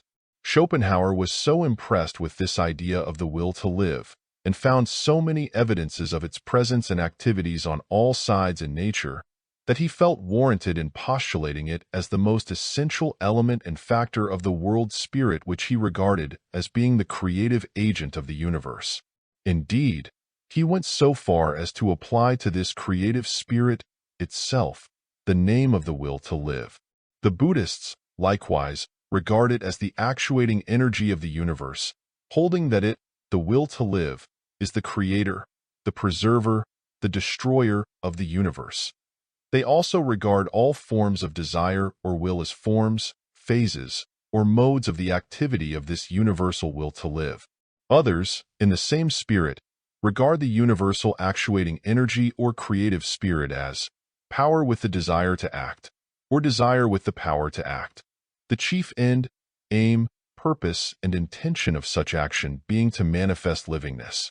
In this consideration of the creative spirit as life, however, you must not lose sight of the fact that wherever there is life there is mind. Wherever there is mind there is life. Life and mind are attributes of spirit, life being the more fundamental, mind being a form of the expression of life. If the universe is instinct with life, then mind must be involved in its every part. And so it is, as all careful thinkers sooner or later discover. That mind is present in the creative processes of the material universe has ever been evident to thinking, reflective minds. The presence of law, order, and system is an inevitable, invariable, and infallible indication of the presence power of living mind. Law, order, and system are apparent in nature, on every hand. Strive as we may, we cannot escape from this conviction. Moreover, in the cosmic processes there is to be found an invariable logical sequence of cause and effect, a pure logic knowing no exceptions, variations, or contradictions. This being present, that becomes. This being active, that results, is the rule of the cosmic logic. A reverent scientist once said that science is but a reading by the human mind of the thoughts of the infinite mind. A famous astronomer once said that his work consisted merely of thinking God's thoughts after him. There must be mentation involved in nature's processes, else the human mind could not read logical process in them. Science is based upon the presence and result of this logic of nature. Logic, however, is impossible and inconceivable without the premise of a logical mind, and mind is impossible and inconceivable without the premise of life. Nature, being what it is, must be the manifestation of living mind. And so, then, we have discovered that the cosmos, the universe, the world in which we live and move and have our being, is the creative activity of an infinite and eternal living spirit, from which all things flow and proceed, and of which all things are forms of manifestation and expression. You, the individual who is reading these lines, you are a focal point or center of the manifestation of life, mind, will, in that world of manifestation and expression. You are the microcosm, corresponding in nature and essence with the macrocosm of which you are the focal point of expression. You partake of its nature and being. You are like unto it in spirit. You are made in its spiritual image. Like it, you possess the creative spirit, and you are manifesting, to a greater or less extent, the activities of creation in your everyday life. The individual spirit, which is you, is constantly at work manifesting its creative power, playing upon material substance, working upon and working up this plastic medium by the power of your will. You have been doing this work chiefly unconsciously, instinctively, unaware of the source of your power, uninformed as to the methods of effectively employing this great creative power within you. You will see at once that if you can but open up a more direct channel of communication with the infinite fount of power, then you may partake of a greater share of that creative power. The spiritual creative power is available to you.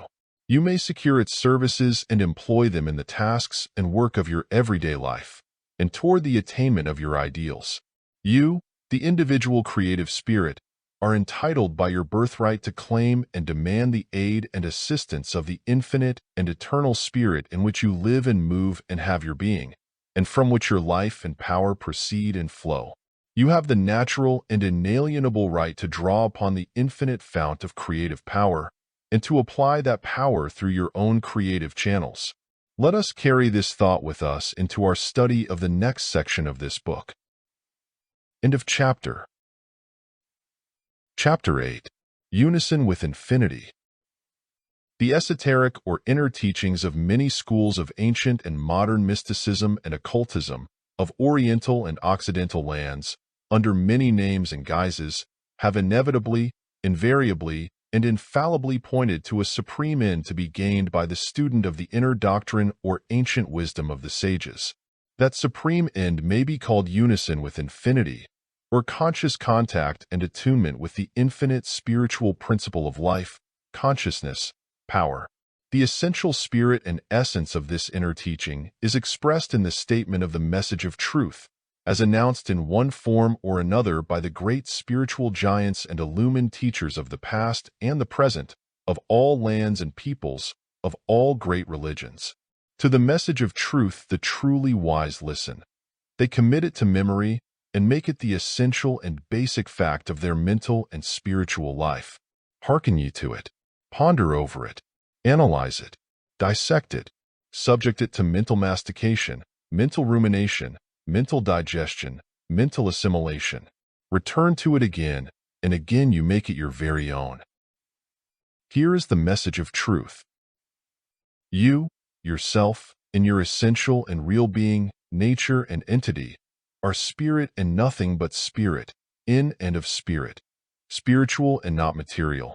Matter, in any and all of its forms, is your instrument of expression, the stuff created for your use and service in your expression of life, mind, and will. It is your servant, not your master. You condition, limit, and form it. You fashion it. When you recognize and realize your true and real nature, and awaken to a perception of your real relation to spirit and of its relation to you. The report of spirit, received by its accredited individual centers of expression and by them transmitted to you, is this. In the degree that you perceive, recognize, and realize your essential identity with me, the supreme presence power, the ultimate reality, in that degree will you receive and be able to manifest my spiritual power. I am over and above you, under and beneath you. I surround you on all sides. I am also within you, and you are in me. From me you proceed, and in me you live, and move and have your being. Seek me by looking within your own being, and likewise by looking for me in infinity, for I abide both within and without your being. If and when you will adopt and live according to this truth, then will you be able to manifest that truth. In and by it alone are freedom and invincibility, and true and real presence and power to be found, perceived, realized, and manifested. The message of truth informs you that you must perceive, recognize, and realize your essential identity with the infinite presence power in order to be able to manifest that spiritual power. This perception, recognition, realization is experienced in completed reason, i.e., by combined and coordinated intellect and intuition. In the foregoing instruction, we have sought to awaken the intellectual perception, recognition, and realization. We trust that we have succeeded in doing so. The intuitional perception, recognition, and realization differ from the intellectual achievement, inasmuch as intuition does not need to be taught. It already knows. All that is required here is to awaken in intuition the fact of its own knowing, so that it may pass down to the field of intellect its report. This awakening may be effected in two ways, viz. 1. By considering the reports of the experience of those illumined souls who have preceded you on the path of attainment, and who have left behind them a record of their spiritual experiences. 2. By cultivating the actual spiritual contact between your individual spirit and the universal spirit, thus coming into actual unison and attunement with the latter. The contemplation and sympathetic reception of the reports of the great spiritual leaders of the race, those illumined souls who have reached the mountaintop of spiritual wisdom and spiritual consciousness, will serve to set up in your soul a degree and quality of spiritual vibration which will be sufficient to induce a responsive unison and attunement with the infinite spiritual principle, the infinite Oversoul. In reading the words of such reports, you will often actually catch the spirit of their writers and enter the same plane of spiritual consciousness upon which their writers dwelt at the time of their writing, and from which their messages were delivered. For this reason, we ask you to consider the following quotations from the Oversoul, that remarkable essay of Emerson. It is written from one of the highest planes of spiritual consciousness, and its words and lines are saturated with the highest quality of spiritual vibrations. It is practically certain to awaken a responsive note in the soul that comes in sympathetic contact with it. Here follow the quotations. The heart which abandons itself to the Supreme Mind finds itself related to all its works, and will travel a royal road to particular knowledge and powers. For in ascending to this primary and aboriginal sentiment, we have come from our remote station on the circumference instantaneously to the center of the world where we see causes and anticipate the universe, which is but a slow effect. This communication is an influx of the divine mind into our mind. It is an ebb of the individual rivulet before the flowing surges of the sea of life. Every distinct apprehension of this central commandment agitates men with awe and delight. A thrill passes through all men at the reception of a new truth, or at the performance of a great action which comes out of the heart of nature. In these communications, the power to see is not separated from the will to do, but the insight proceeds from obedience, and the obedience proceeds from a joyful perception. Every moment when the individual feels himself invaded by it is memorable. Always, I believe, by the necessity of our constitution, a certain enthusiasm attends the individual consciousness of the divine presence. The character and duration of this enthusiasm varies with the state of the individual. There are varying forms of that shudder or awe and delight with which the individual soul always mingles with the universal soul. The nature of these revelations is always the same. They are perceptions of the absolute law. They are solutions of the soul's own questions. They do not answer the questions which the understanding asks. The soul answers never by words, but by the thing itself that is inquired after. Behold, it says, I am born into the great, the universal mind. I, the imperfect, adore my own perfect. I am somehow receptive to the great soul, and thereby do I overlook the sun and the stars and feel them to be but the fair accidents and effects which change and pass. More and more the surges of everlasting nature enter into me, and I become public and human in my regards and actions. So I come to live in thoughts, and to act with energies which are immortal. Does this idea of drawing to yourself the inspiration and illumination of the Infinite Spirit seem presumptuous, irreverent, forbidden to your will? If so, turn to your own favored book of religious authority, whatever it may be, Jewish, Christian, Mohammedan, Brahmin, Buddhist, Zoroastrian. It matters not which, for each and all of them carry the message of truth in some form, and you will find there the invitation to ask and the promise to furnish the intuitional, inspirational, and illuminating messages of truth, of help, strength, aid, and comfort in the hours of need. For instance, if any man need wisdom, let him ask of God. Also, Before they call, I will answer, and while I am speaking they will hear. Also, ask, and ye shall receive, and knock, and it shall be opened unto you. The invitation always is there. The promise of fulfillment always accompanies it. Next, we offer for your sympathetic consideration the following quotations from a little esoteric manual, highly esteemed by many, and which some believe to have been inspired by high spiritual authority. The manual is known as Light on the Path, and its words were written down by Mabel Collins. Its quality speaks for itself in the following lines culled from its great wealth of the inner teachings. Seek it, the truth, by plunging into the mysterious and glorious depths of your own inmost being. Seek it by testing all experience, by utilizing the senses, in order to understand the growth and meaning of individuality and the beauty and obscurity of those other divine fragments which are struggling side by side with you and form the race to which you belong.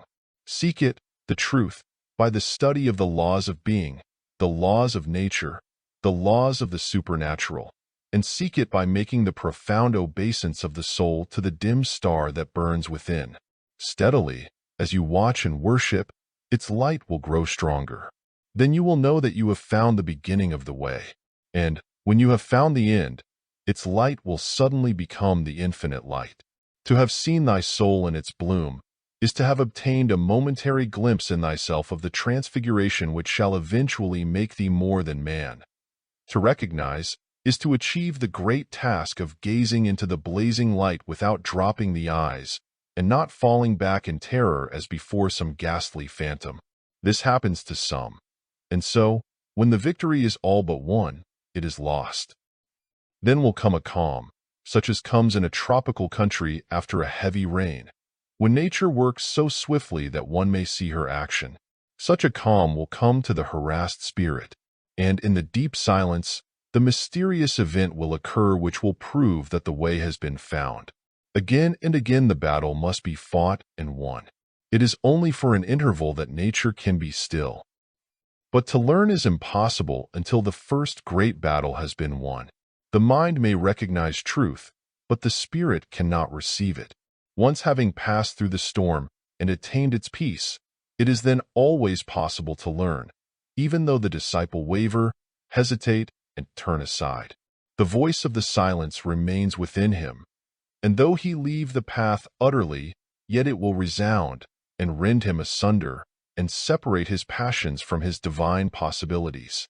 Then, with pain and desperate cries from the deserted lower self, he will return. Only fragments of the great song come to your ears while you are but man. But listen to it, remember it faithfully, so that none which has reached you is lost, and endeavor to learn from it the mystery which surrounds you. In time you will need no teacher, for as the individual has voice, so has that in which the individual exists. Life itself has speech and is never silent, and its utterance is not, as you that are deaf may suppose, a cry. It is a song. Listen to the song of life. Store in your memory the melody you hear. Learn from it the lesson of harmony. Look for it and listen to it, first in your own heart. At first you may say that it is not there. When I search I find only discord. Look deeper. If again you are disappointed, pause and look deeper again. There is a natural melody, an obscure fount, in every heart. It may be hidden over and utterly concealed and silenced, but it is there. At the very base of your nature, you will find faith, hope, and love. Look for it there. We shall not attempt to explain or to comment upon the inspired statements above presented to you. They will become more and more apparent to you as you ponder over them. The study of and meditation over them will open your spiritual ears and make keen your spiritual hearing. Enough to say that the song, the hidden melody, is the song of the soul, the harmonious voice of the spirit within, which speaks without words. It is the voice of the silence which chants, I dwelleth within thee, just as thou dwellest within me. The kingdom of heaven is within thee, just as thou art in the kingdom of heaven of spirit, of that which I am. Spirit abides within its creation, within you, just as you are present in your thoughts, your ideas, your will actions, and your life processes. It wells up in your spiritual consciousness, and when your ears are properly attuned to its high vibrations, you will catch occasional notes of its great song of infinite life. Blessed is he who is able to so still the sounds of the phenomenal world that his ears may receive the notes of the voice of the silence, to catch the rhythms of the soundless sound of the infinite harmony. By cultivating actual spiritual contact between your individual spirit and the universal spirit, you act as does the person who steps out into the open places and allows the rays of the sun to fall upon him. Like a great sun of spiritual power, Spirit is present above you, radiating its beams of presence power upon you. When you recognize and realize its presence and open the channels of your being to the inflow of its beneficent forces, then it energizes, animates, and inspires your entire being. As you have seen in the message of truth, the available strength of these rays and beams, and the degree of your receptivity to them, depend upon your degree of perception, recognition, and realization of the presence power of the Sun of Spirit. That Sun is always there, radiating its power upon all alike. But unless the individual opens himself to its influence, he will not receive it. Inasmuch as Spirit is infinite life, infinite mind, infinite will, its radiations partake of the presence and power of each of these three aspects of itself. These rays, received into your being, will give you more and more efficient life, more and more efficient mentality, more and more efficient will.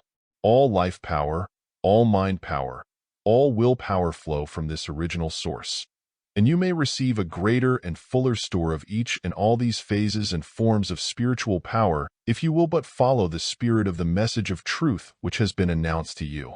As a writer has said, as one comes into and lives continually in the full, conscious relation of his oneness with the infinite life and power, then all else follows.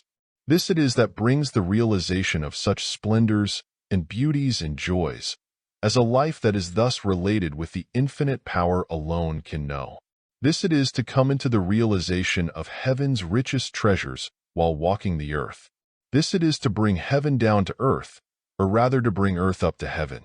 This it is to exchange weakness and impotence for strength, to exchange sorrows and sighings for joy, to exchange fears and forebodings for faith, to exchange longings for realizations. This it is to come into fullness of peace, power, and plenty. The inner teachings of all great religions contain references to a silent place of the soul in which the individual spirit communes with the infinite spirit of life. Many are the references to the inner chamber, the door to which will be open to him who gives the right knock. Many are the admonitions to enter into thine inner chamber and shut the door. This inner chamber is not the physical place which so many have considered it to be. It is the quiet place of the soul, the sanctuary of the spirit, the state of spiritual consciousness. There is a mental state in which you may still the waters of the ocean of life, so that the image of the infinite sun may be clearly and distinctly reflected in its bosom. This state is called the silence. It is the quiet place of the soul, the value of which is taught by the mystics. It is the silence in the midst of the storm of life. There the winds of the senses and the waves of the passions are stilled, and the waters of the mind cease their troubled movement, their whirlings and their swirlings, and permit the bosom of the ocean to rest quiet and still, allowing the great sun of spirit to picture itself on its placid surface. In that state of quiet and peace the soundless sound is heard.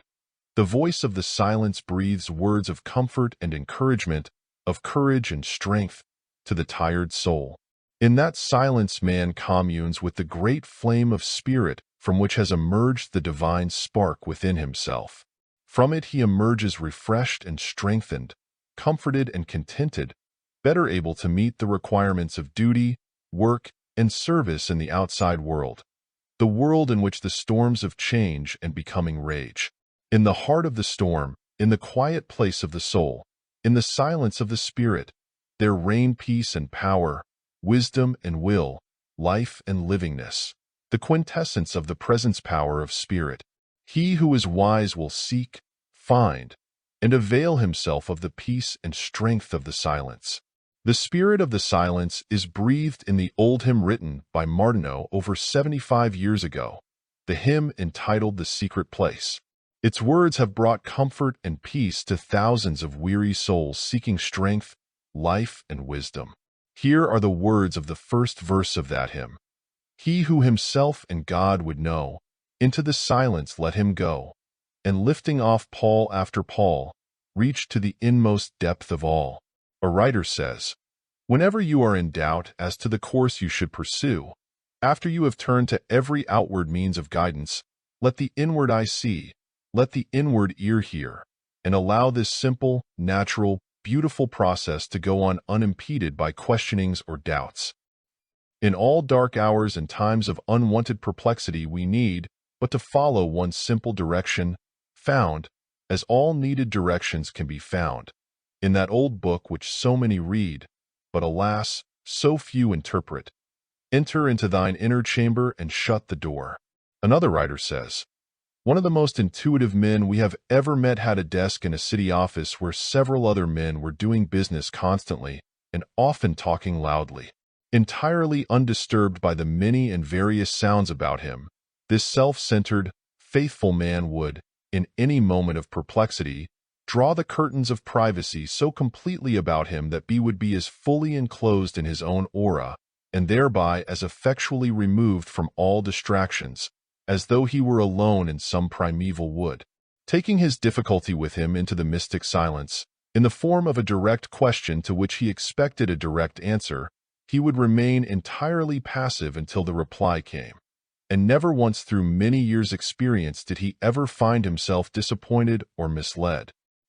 Never forget that expectation and desire are bride and bridegroom, and forever inseparable, and you will soon find your hitherto darkened way grow luminous with celestial radiance, for with the heaven within, all heavens without you will incessantly cooperate.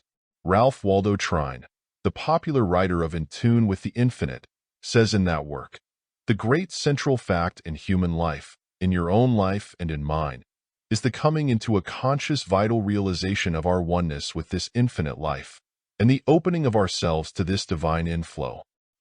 In just the degree that we come into a conscious realization of our oneness with the infinite life and open ourselves to this divine inflow, do we actualize in ourselves the qualities and powers of the infinite life. In the degree that we come into this realization and connect ourselves with this infinite source, do we make it possible for the higher powers to play, to work, to manifest in us. In the degree that we recognize him as the infinite spirit of life and power that is today, at this moment, working and manifesting in and through all, and in the degree that we come into the realization of our oneness with this life, then, in that degree do we become partakers thereof, and so do we actualize in ourselves the qualities of his life. In the degree that we open ourselves to the inflowing tide of this immanent and transcendental life, do we make ourselves channels through which the infinite intelligence can work. In the above quotations, we see the insistence placed upon the degree of recognition and realization of the infinite presence power. The same insistence has always been placed upon it by the great spiritual teachers of all times, lands, and creeds. It is found to occupy a prominent place in the message of truth herein announced to you. It is an axiom of ancient and modern spiritual philosophy that spirit, the supreme presence power, the ultimate reality, identifies itself with the individual in the degree of the completeness and earnestness with which the individual identifies himself with it. This is the secret of spiritual power. Make it your own, and carry its spirit and meaning ever with you. Guard it well. Never allow it to leave your possession. Above all, never lose it. Not merely in the silence should you make the mental contact with spirit. Outside of it, also, must you carry your consciousness of the essential identity of your individual spirit with the infinite spirit. You must always live and move and have your being in the consciousness that you, your I am I, is a focal point and center of consciousness, life, will, and power of spirit, and in the knowledge that your consciousness of spirit is only a part of spirit's consciousness of itself. All bodies are modes of infinite extension, all souls but modes of infinite spiritual presence power. Never lose sight of this tremendous truth of your essential being. Let it ever constitute a background for your thought, feeling, willing. In this consciousness of your essential identity with Spirit, you may dwell in peace, security, and freedom. You become aware that you, verily, rest in the hollow of His hand, and that the sheltering and protecting arms are ever around and about you. That the unseen hand is ever extended to you, ready and willing to clasp your own hand and to lead, assist, guide, and support you in the journey of life. In it, in hours of distress or need, you will feel yourself pressed up to the infinite breast, as the babe is to that of its mother. In it, you will become aware that the kindly light is ever there, shining amidst the encircling gloom, and ever leading you on, step by step, one step at a time, a true step, a sure step, a step toward attainment and victory. With the light of spiritual consciousness kindled within you, alive and burning bright, you may supplant fear with indomitable courage, supplant doubt and skepticism with the faith that knows, supplant sorrow with joy, supplant unrest with peace. In that infinite light, the brooding presence of Spirit will hover over you, around you, about you. Standing on the solid rock of truth, you will find that its presence, its power, its peace, its joy will be superimposed upon you, and its essence and livingness will enter into and permeate your entire being. When you wish to draw to yourself the rays of the presence power of Spirit in hours of special need, make use of the following mediation, which is, in substance and in spirit, that which has been handed down from teacher to student, from generation to generation, for many ages, in all lands, by the adherents of the great spiritual philosophy.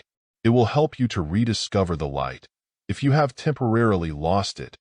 It will help you to discover the light if you have not already found it. In it burns brightly the flame of Spirit, the only source of light, from whence all light comes. In it will be heeded your cry for light, more light.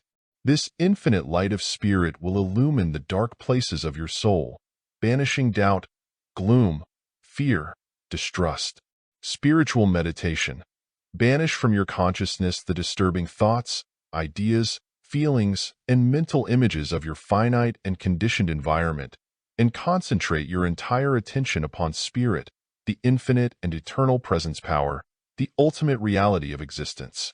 Think of its infinite and eternal life, its infinite and eternal consciousness, its infinite and eternal will, its infinite and eternal power.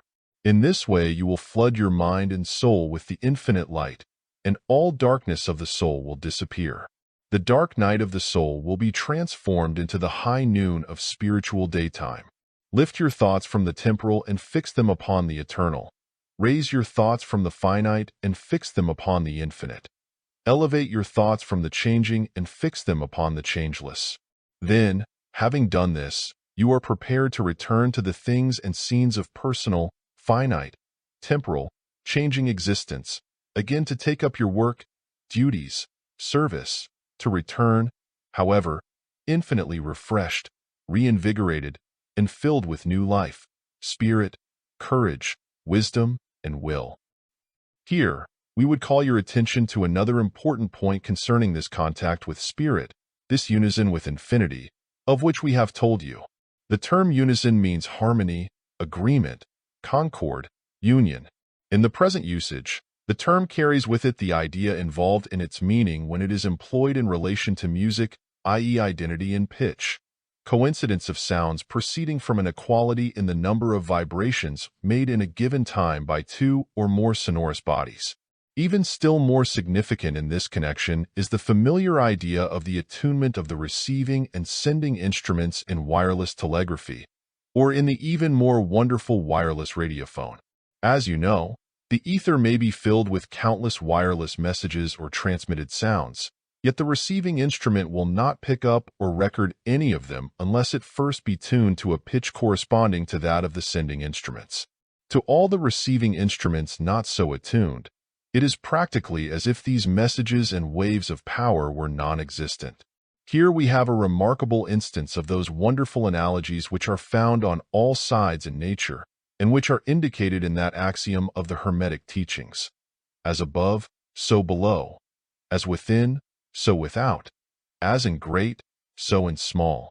The fundamental idea involved in our thought concerning the unison between the individual spirit and the infinite spirit is based upon the fact expressed in the term vibrations, rightly understood. Not only are all material things in vibration, vibrating by reason of the influence of spirit upon them and of the spirit dwelling within them, but all spirit and spirit itself is to be conceived as vibrating. Nothing is motionless. Everything is in motion. Wherever there is spirit or spirit, it is true, as the ancient sages and their modern successors inform us, that there is a state of being in which the vibrations are of such infinite intensity and rapidity that all seems to be motionless, standing still and at rest. But, at the last, this is perceived to be infinite motion and not motionlessness. Spiritual vibrations radiate and may be picked up by spiritual instruments properly attuned. Spirit is radioactive. When the individual soul becomes attuned to the oversoul, when the individual spirit is keyed to the pitch of spirit, then does the life, mind, will, strength of spirit flow into the individual spirit, which is its focal center of expression and manifestation. When the individual spirit is so attuned to spirit, then not only do the messages of spirit reach its mind and soul, but also the power of spirit, its spiritual power, flows into the channels of the individual spirit, there to be used and employed by the latter when it has learned how to apply it properly. You have heard of the mental second wind which, like the physical second wind that comes to the tired runner, so often is attained by one when he has become mentally exhausted. You have, moreover, most likely noted the suggestion of Professor William James that there is a third wind, a fourth, a fifth, a sixth, a seventh wind of physical, mental, and spiritual energy which become available to the individual who has learned to tap their sources. These sources are really phases of the infinite fount of all power, which in this instruction we have called power, and which in its ultimate essence and nature is spiritual power. The great spiritual teachers of the race have always taught, and teach today, that this infinite fount of power is unlimited and inexhaustible in extent, amount, and degree, its apparent limitations being caused solely by the incapacity of the individual to receive and apply that power. By contacting the infinite supply, by becoming in unison with infinity, by adjusting your spiritual receiving apparatus, you may pick up and make use of the constant and unfailing current of spiritual vibrations which are forever being radiated and emanated by Spirit, the fount of all power. This is far more than a mere figure of speech or metaphorical representation. It is the expression in physical terms of a tremendous truth of spiritual power. Its truth may be proved by you in your own actual experience, provided that you will but go about it in the right way, and we have pointed out to you that right way. It is not enough that you should perceive, recognize, and realize the truth concerning spiritual power. You should also manifest its energies which are available to you. You should demonstrate the truth in your everyday life and work. The infinite spiritual power is not static. It is dynamic. It is not for rest. It is for use, action, and employment in the activities of the world. It is impossible, however, for you to possess any marked degree of the perception, recognition, and realization of this truth without also manifesting and demonstrating it in at least some degree. Even a partial perception and realization of the infinite presence power of Spirit will impart to you an increased efficiency, proficiency, and method of application of its energies and forces. Conscious application of spiritual power soon passes down to the plane of your subconscious, and thereafter becomes habitual and instinctive with you. By the right application of spiritual power, you open the doors of the storehouse of the infinite supply. The infinite supply furnishes the material and means wherewith wants, necessities, and needs are supplied, filled, gratified, satisfied. All material and all forces are under the control of spiritual power. You are entitled to all that is necessary for your full, rightful expression of the life and spirit within you.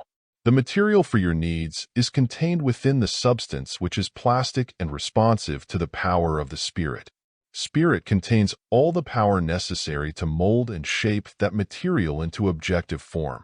All that is needed by you is the faith and will to apply that power which is within you.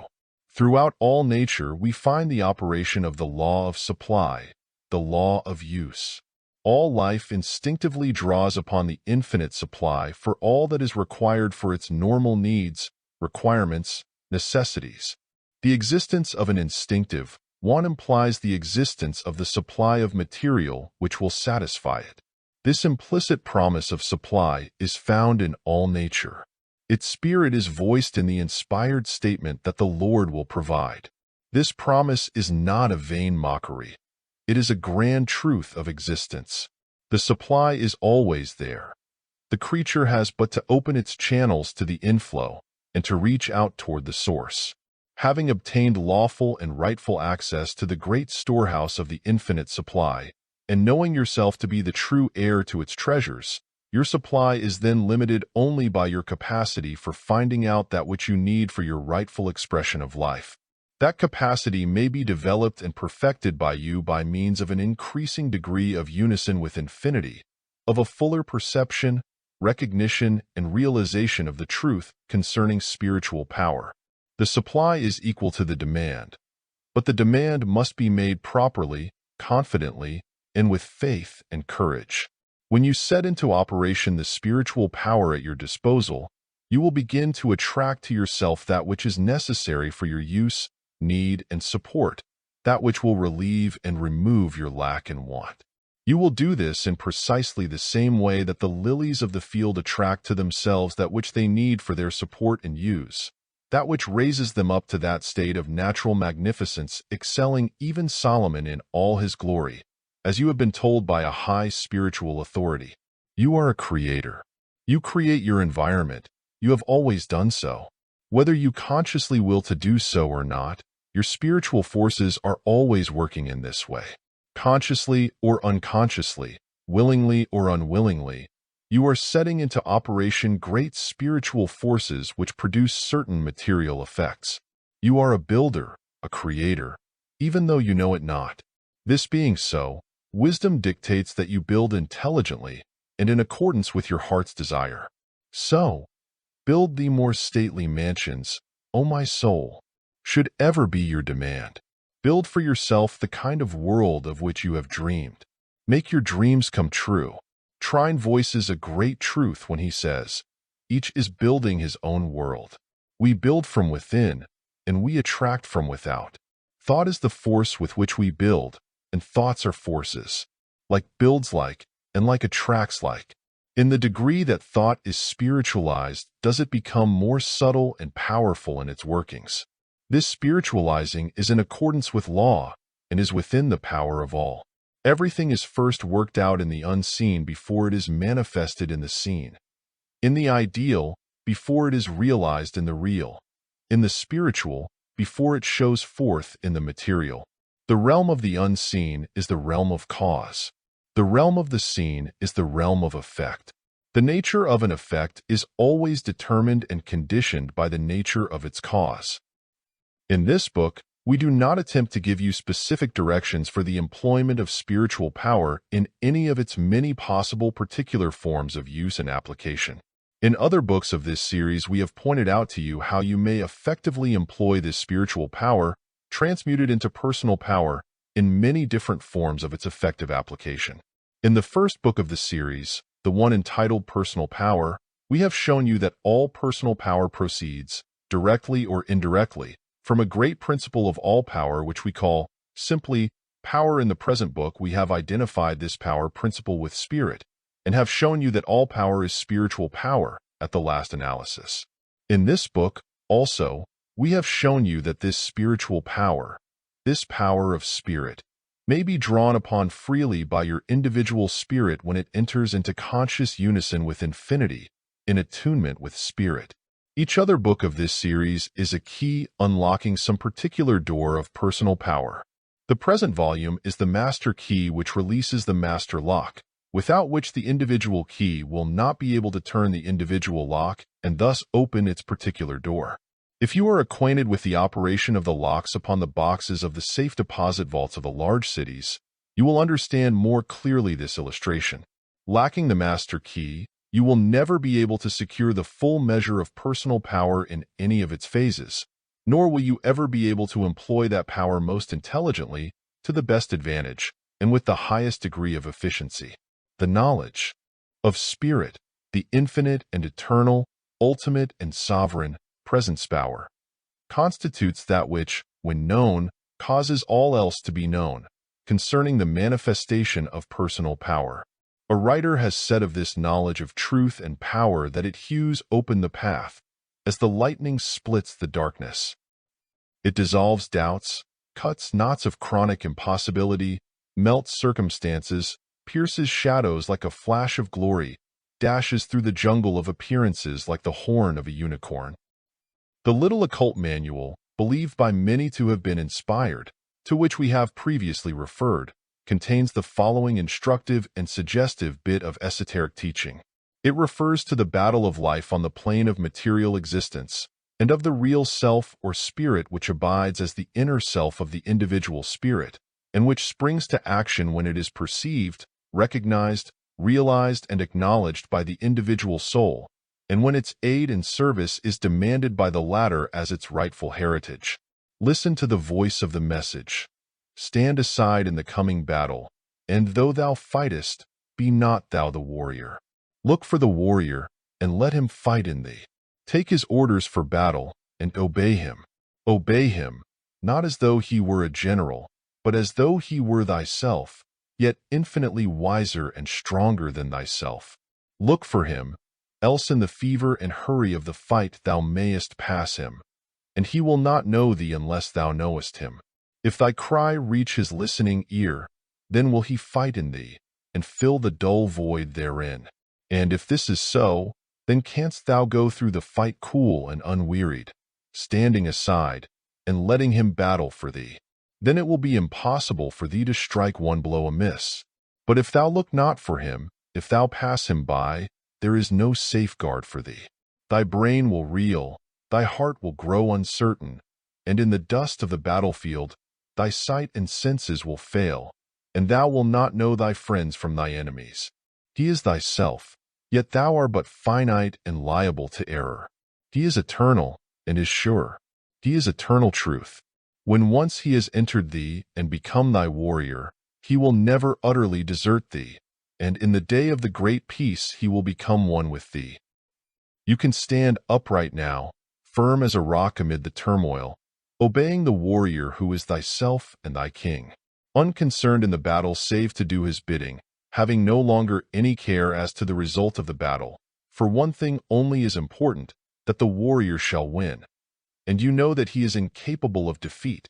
Standing thus, cool and awakened, use the hearing that you have acquired by pain and the destruction of pain. Carry with you the echo of the concluding words of the message of truth as presented to you in this instruction. In the degree that you perceive, recognize, and realize your essential identity with me, the supreme presence power, the ultimate reality, in that degree will you receive and be able to manifest my spiritual power. I am over and above you, under and beneath you.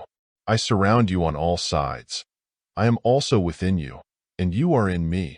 From me you proceed, and in me you live, and move, and have your being. Seek me by looking within your own being, and likewise by looking for me in infinity, for I abide both within and without your being. If and when you will adopt and live according to this truth, then will you be able to manifest that truth. In and by it alone are freedom and invincibility, and true and real presence and power to be found, perceived, realized, and manifested. End of chapter. End of Volume 7 of Personal Power by William Walker Atkinson. Subscribe for more content on the power of your mind.